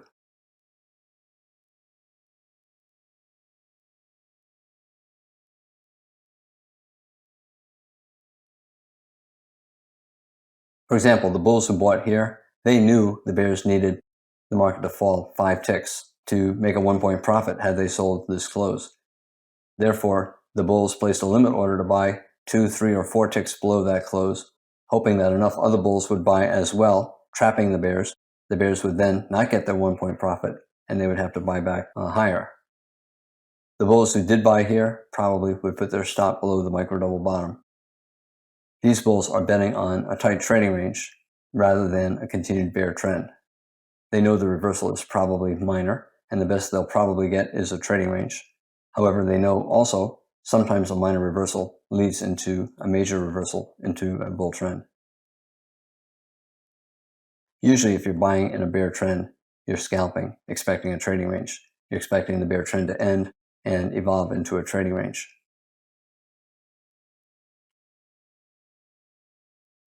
This is what the bulls see. They see that the market fell for about a measured move based upon the height of this potential bull flag. It's a higher low. It's turning up above the bottom of the bull breakout, and we have a micro double bottom, all good for the bulls. Final bears, most of the final bears, will be exiting here with a small loss. They know that we're probably going to begin to enter a trading range. Less likely a major reversal, but probably at least a trading range. And a lot of the bears will get out and give the bulls an opportunity to reverse the market. If after 5 or 10 bars, the bulls are unable to reverse the market, the bears will sell again for trend resumption down.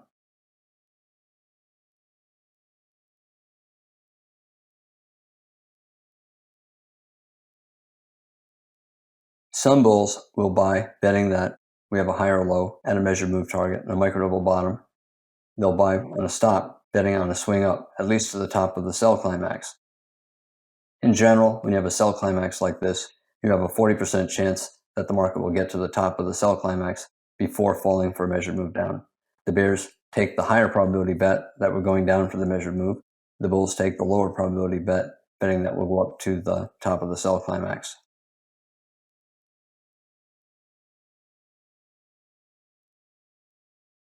Bears are starting to give up, and the result is every little small pullback, the bears are buying back their shorts. And these are any of the bears who sold anywhere in here or anywhere up here. They're sensing that the market is having an increased probability of a reversal, and therefore any small reversal down, the bears are selling, trying to minimize their losses, or if they bought higher, trying to maximize their profits. When the market's in a strong bear breakout, bears are selling for any reason. A popular way to trade it is to sell closes. However, at some point, you end up selling the final bear close in the bear trend and the market reverses, and those bears will give up.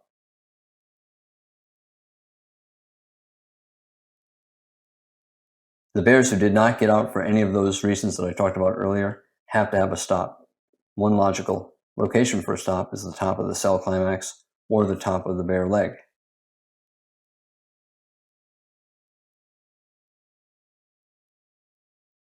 Some bears will scale in around that stop level, betting that the market will fall enough so they can get out break even.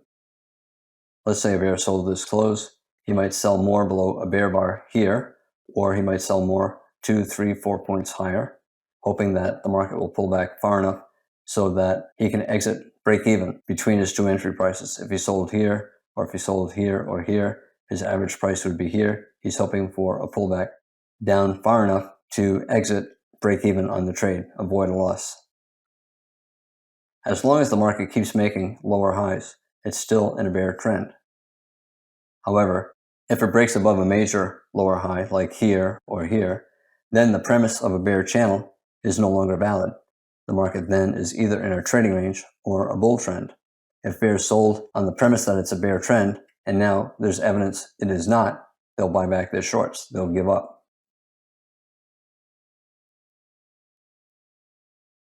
The bears who held on here, or other bears who sold here, or if they added to their position up here, are hoping for a double top with the top of the sell climax or with this lower high.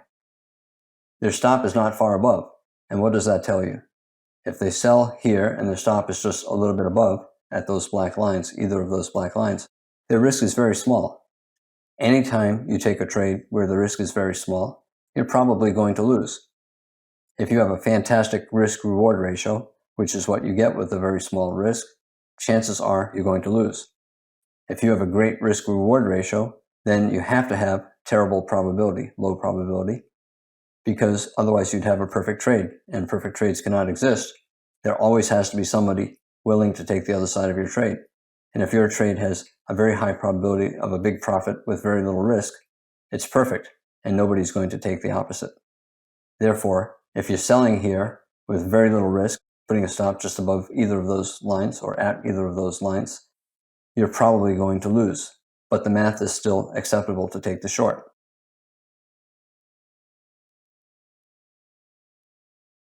Not only is the risk small, and that alone makes the probability small, the bull channel is very tight.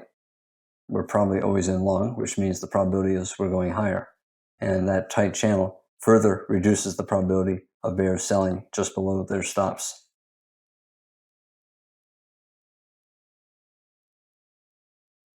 What took place here? The market went above the two logical stop areas, the top of the sell climax, the top of the bear leg, and the bears gave up. You also had bulls buying as well, knowing that now the bears no longer think of this as a bear trend. They think of it either as a trading range or a bull trend.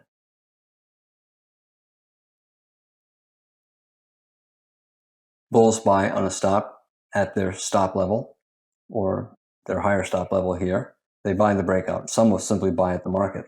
Some will buy the close of that bar.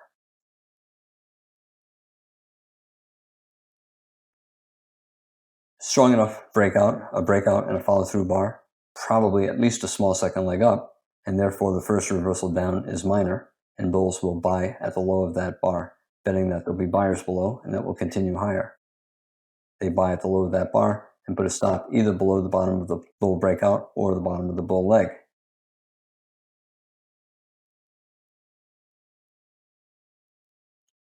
Bears are hoping for a trading range. Some bears who are not short here or who bought back their shorts for any reason are betting that the market's in a trading range. We went up, we went down, we've been sideways for 50 or 60 bars.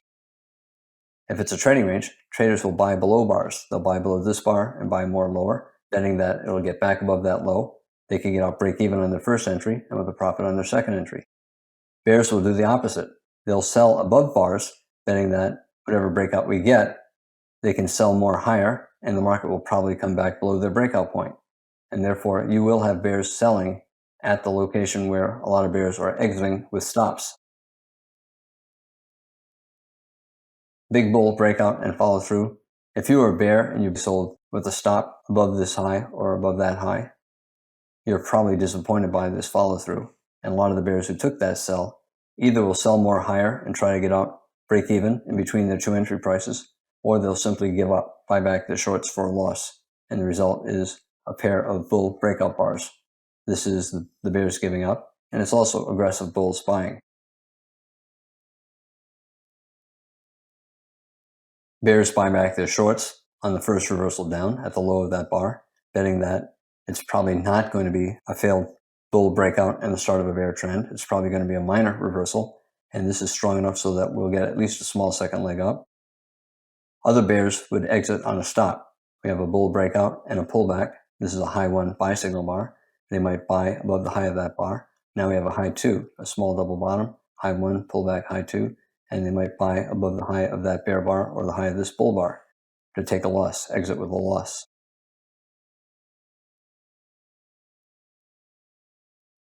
You know the bulls are always buying. Now we know the bears are buying as well. If both the bulls and bears are buying, the odds are we'll go at least a little bit higher, possibly for a measured move up. We twice tried to reverse down and could not get below the breakout point and could not get below this high. Therefore, this might be a measuring gap for a measured move up. I began by talking about disappointed bears.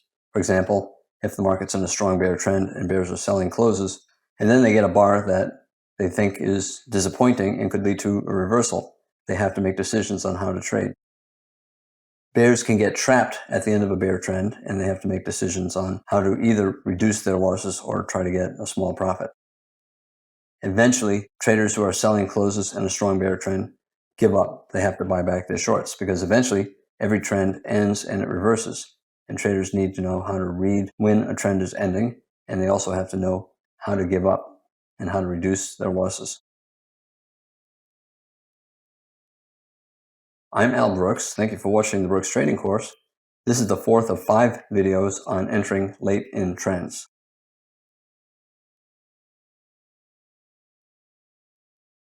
I'm Al Brooks. Thank you for watching the Brooks Trading Course. This is the 5th of 5 videos on entering late in trends. There are several things that I want to talk about today. First, if there's a very strong breakout late in a bull trend, a lot of traders will fade it, bet against it, because it's more likely a climactic end of the trend than the start of an even stronger leg up. Always in short means that you believe prices are going lower and therefore you should look to sell. A lot of times traders don't pay much attention to a tight trading range. Sometimes people will refer to it as noise, but the market is always giving information if you pay attention to what it's trying to tell you. And sometimes you can get a very major reversal out of a tight trading range. For example, you can get a double top within the tight trading range. If it's a lower high, it can lead to a lower high major trend reversal. And the opposite is true at the bottom. You can get a double bottom within a tight trading range, and it could lead to a very big bull trend. Just like a strong breakout at the top of a bull trend often is a climactic end of the trend, if you're late in a bear trend and you suddenly get a very strong big bear breakout, it's probably going to be the climactic end of the trend rather than the beginning of an even stronger bear leg. Anytime you have a buy climax, it always ends at resistance. Anytime you have a sell climax, it always ends at support. The market's in a bull trend and then it entered a pretty tight trading range here.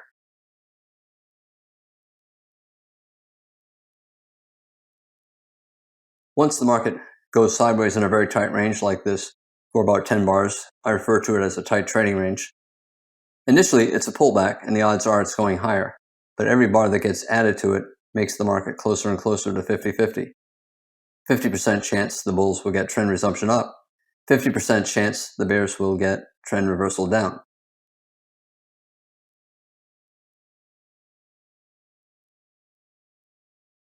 The market is rallying, forming higher highs, and it tried to get a wedge top here, and then a micro double top, and it reversed down, yet it immediately reversed back up. A micro double bottom, 2 bull bars closing on their highs. This is probably a failed wedge top, a higher low in a bull channel, and the market probably will continue higher.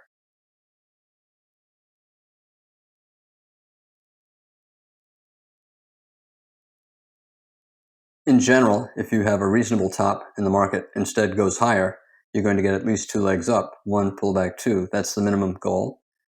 And this is the best looking bull bar in the past 10 bars or so.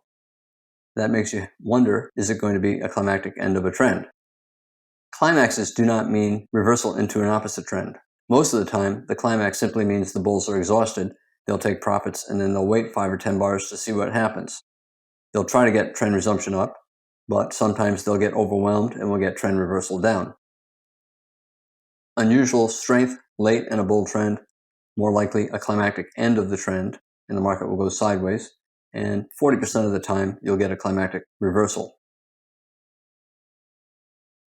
The bears tried to get a wedge here. Now they're trying to get another wedge here. You get a buy climax and a wedge top.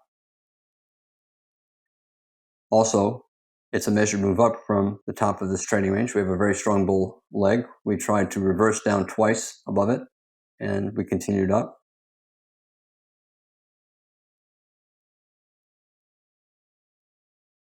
Aggressive bears, they'll sell that bull close, betting that maybe we'll get a small second leg up, but we'll probably get a test back down to the bottom of this buy climax before very long. And you can see that's what took place over here. Other bears will wait for the bar after the buy climax bar and then either sell its close or sell below its low. Or if there's a bear bar within a bar or two, the bears might sell with a stop below the low of that bear bar, looking for, at a minimum, a test of the bottom of the buy climax bar and possibly a test down to the bottom of the wedge. 3 pushes up, 1, 2, 3. You'll have some bears who simply will place a limit order to sell at the top of the channel, betting that we'll get at least a pullback. If you take that short, where's your stop? Well, one reasonable place is a little bit more than a measured move up. The bottom to the top of the buy climax, there's your measured move, that yellow line, and you put your stop just a little bit above, just in case we get one more small leg up after this bull breakout. Very often when you get a buy climax, you get a pullback and you get one more leg up before you get the reversal. minimum target always is the bottom of the buy climax.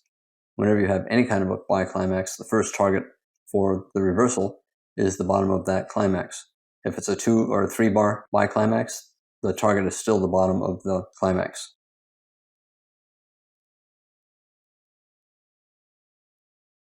If you're a bear and you shorted for any reason up here, and you're looking for a test down to this low, and you're risking about as much as you're hoping to gain, in other words, your risk is equal to your reward, you can only take that short if you believe there's at least a 60% chance that you'll make your profit before your stop is hit.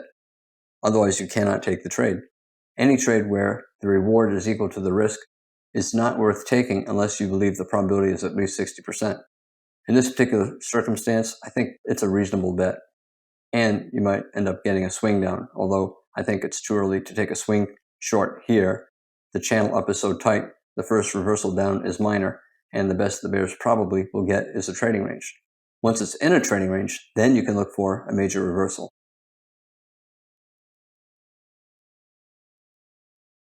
If you look at the chart and you believe the prices are going lower, then you probably believe the market's always in short. Whenever I use the term always in short, if I had to be in the market at this instant, I would choose to be short, because by saying always in short, I believe prices are going lower.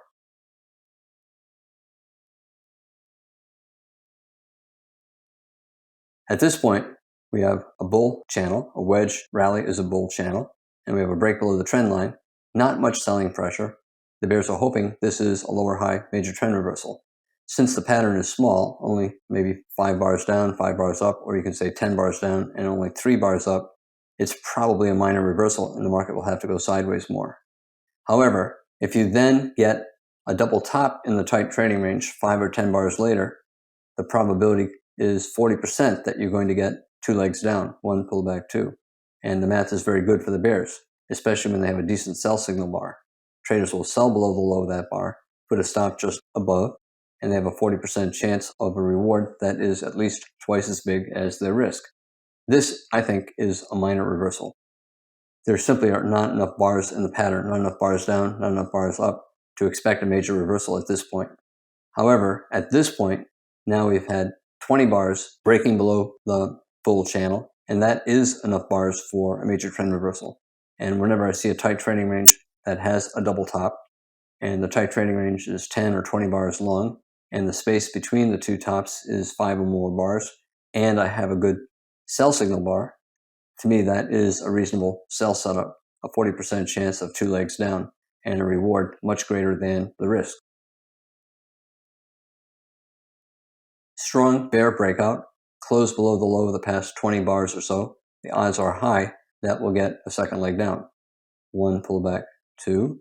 You can argue that it's a failed bear breakout, and you could therefore get out of shorts above this bull bar. But if you do, and you correctly believe that the market's probably still always in short, you have to be thinking about selling again below a bear bar. Here's a bear bar, so you would sell again there had you exited your shorts above that bull bar.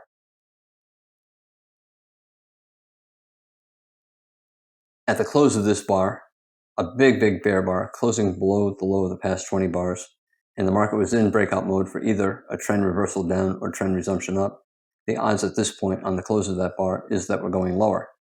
It's okay to sell that close, put a stop above the top of this leg down, and then look for other reasons to sell as well. We have 2 legs up, 1 pullback, 2. You sell below that bear bar, especially since it did not get above the top of this initial leg down. And then you can start selling closes. You could sell that close or this close or any of those closes. You're not going to take all of those sell signals, but they're all reasonable with a stop above the top of the bear leg, right above the high of that bear reversal bar. Again, 40% chance you're going to get 2 legs down, and the legs down will be big enough for a swing trade.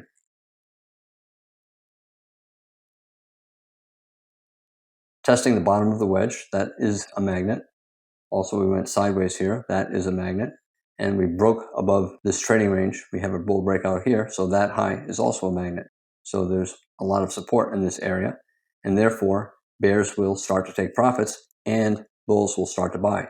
You can see we're starting to get tails on the bottoms of the bars, and that means traders are buying into the close of the bar. Bulls are buying for scalps, and bears are buying back some of their shorts. I mentioned that a tight trading range can be a major trend reversal. We have a bull trend and then a tight trading range. The market is neutral.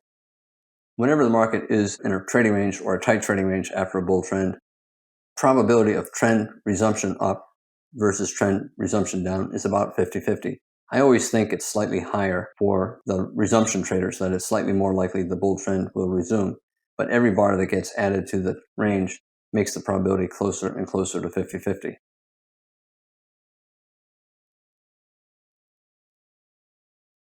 We have a small double top in a tight trading range, and we have enough bars, more than 10 bars in the tight trading range, for traders to start to consider the possibility of a lower high major trend reversal. Again, I want at least 10 bars in the tight trading range. I want at least 5 bars between the two tops in the tight trading range, and I prefer the bear bar closing on its low or having no more than a 1-tick tail below. If I have that combination, it's a reasonable swing short looking for 2 legs down, putting a stop just above the high of that sell signal bar.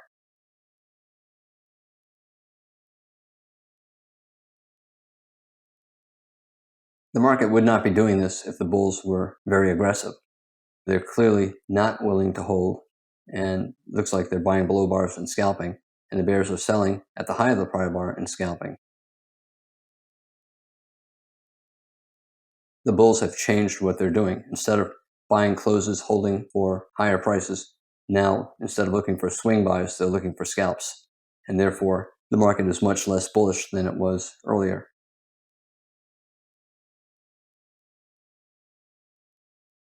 They'll also keep buying with stops above bars, hoping that this is a bull flag and that we're breaking out and getting trend resumption up. But at some point, they give up, and that's what took place right here. The bulls gave up. This is the bulls finally selling out of their lungs and then waiting for at least a second leg down before looking to buy again. The bears understand what the bulls are doing. They know the bulls are not aggressively buying, and they know a lot of the bulls who bought below bars will sell above to take profits, and the bears will sell above bars, betting that they'll either get a scalp down to the bottom of the range or possibly a reversal down. Remember, bull trend, tight trading range, about a 50% chance that the bears will get a reversal down, and therefore they'll start selling, either for scalps or for swings. The bulls have bought bull flags, for example, 2 legs down, 1, pull back 2, and they buy with the stop above that bar, or they buy with the stop above this little bull bar. And then they see terrible follow through after their entry. They're going to be quick to get out because they're afraid that instead of bull trend resumption, will either go sideways or possibly even reverse down. The bulls are exiting quickly after bad stop entry buys.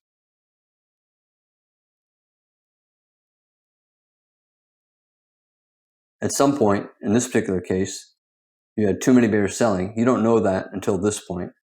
You do know there are not enough bulls buying because we're getting buy signals, but the market's not going up, so not enough bulls buying. The bulls and bears are balanced. And here, the bulls gave up. They just decided that they are unable, after repeated attempts to resume the bull trend, they just give up and decide that it's too high to buy, and they'll wait and buy lower. And this is where the bulls are exiting. And the bears know that the bulls are giving up, and therefore the bears are selling, expecting 2 legs down.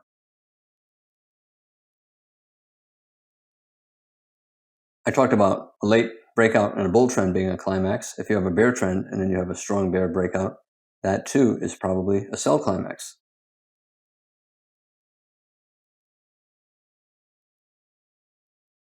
Every bear bar, every series of bear bars is a breakout and a climax. So this is climactic selling, as is this, and this. Here we have a series of sell climaxes. This is also a sell climax, as is this, and so is that, even though this one's in a bull trend.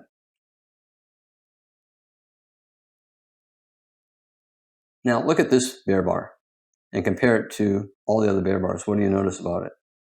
Well, it's a big bear bar. In fact, if you look back, it's the biggest bear bar in the entire bear trend, and the bear trend has gone on for 30 bars.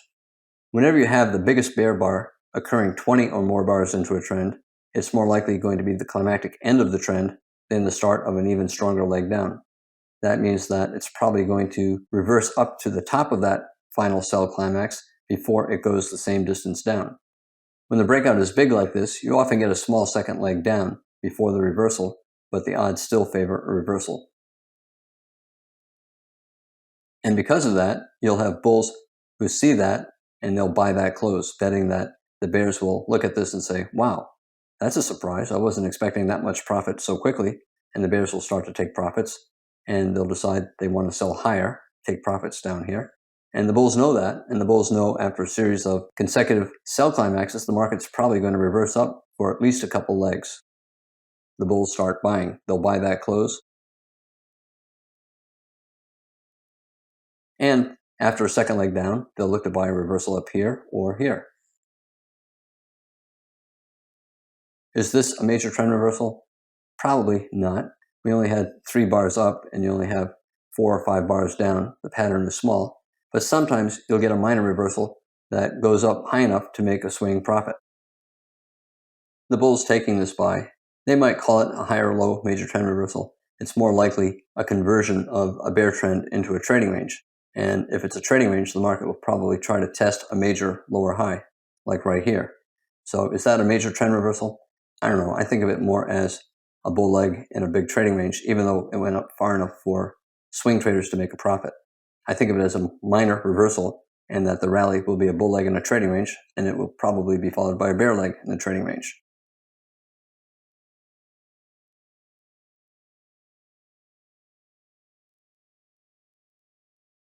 At a minimum, the bulls who buy expect the market to get above the top of the final bear leg. And if they buy here, this is the final bear leg. And they're hoping that if it gets above here, this is a neckline of a double bottom. You have a double bottom, a neckline, maybe a measure move up, maybe to the top of this bear leg. This is a major lower high. If a bull bought this close, he's expecting the market to get to the top of the most recent sell climax here before it gets the same distance down. He'll therefore buy that close and put a stop a little bit more than a measure move down, thinking that there's a 60% chance it'll get there before it gets below here.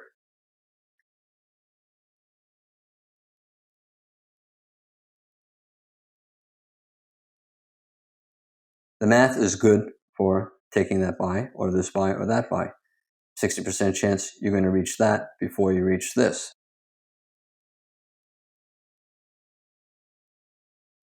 Initial target is the top of that final sell climax. We had one more small sell climax. And you also expect at least 2 legs up. 1 pullback, 2.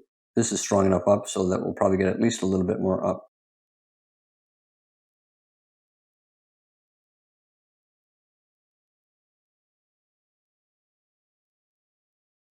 This sell climax is the biggest sell climax occurring more than 20 bars into a bear trend.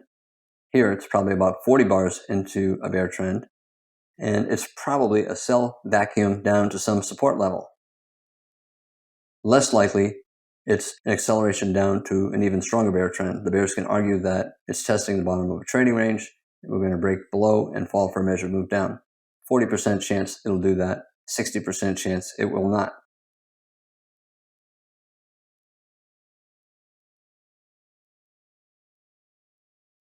A lot of bulls want higher probability, and they'll therefore look for other reasons why there might be support here.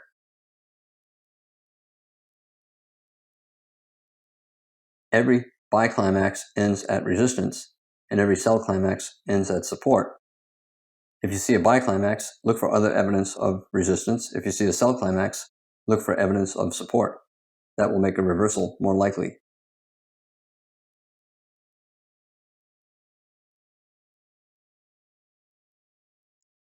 Every reversal takes place at support or resistance. In a bull trend, the reversal takes place at resistance, and in a bear trend, the reversal up takes place at support.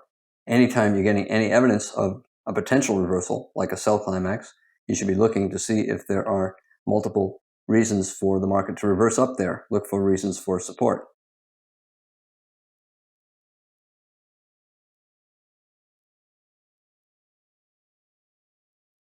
Parabolic wedge, a very tight channel with 3 pushes. So 3 pushes make a wedge, tight channel make a parabolic wedge. That's good for the bulls.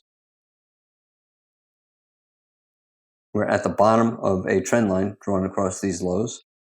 3 pushes down, so it's a type of wedge, and you can see if I drew a trend line across the top of these highs, it'll be a wedge. It's also an expanding triangle. We went down, we went up, we went more down, we went more up, and now we're more down as well.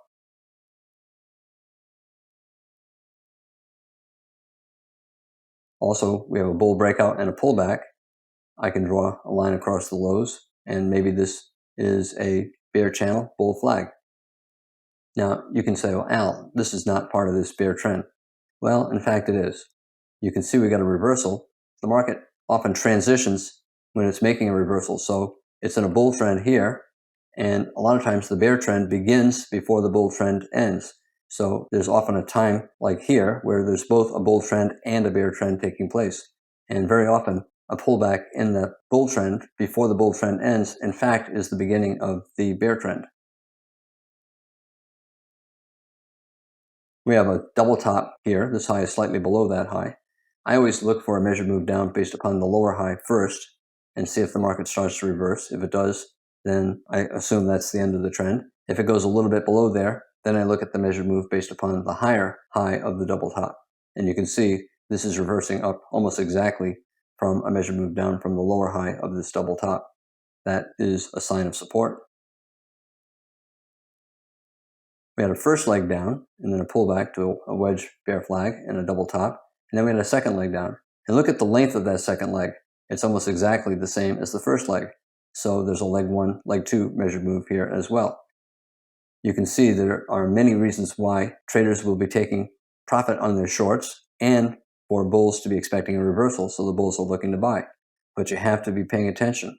You have to look for things like this.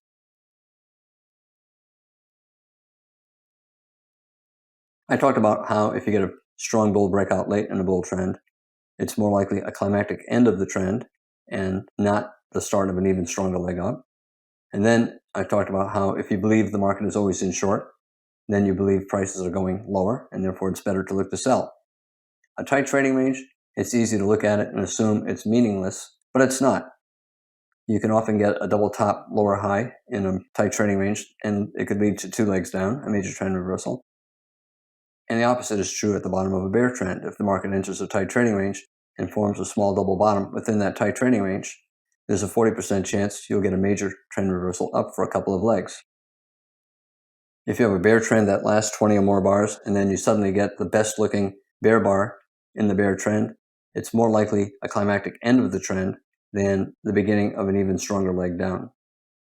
And every buy climax ends at resistance. Every sell climax ends at support. And the more support and resistance you see, the more likely you'll get a reversal.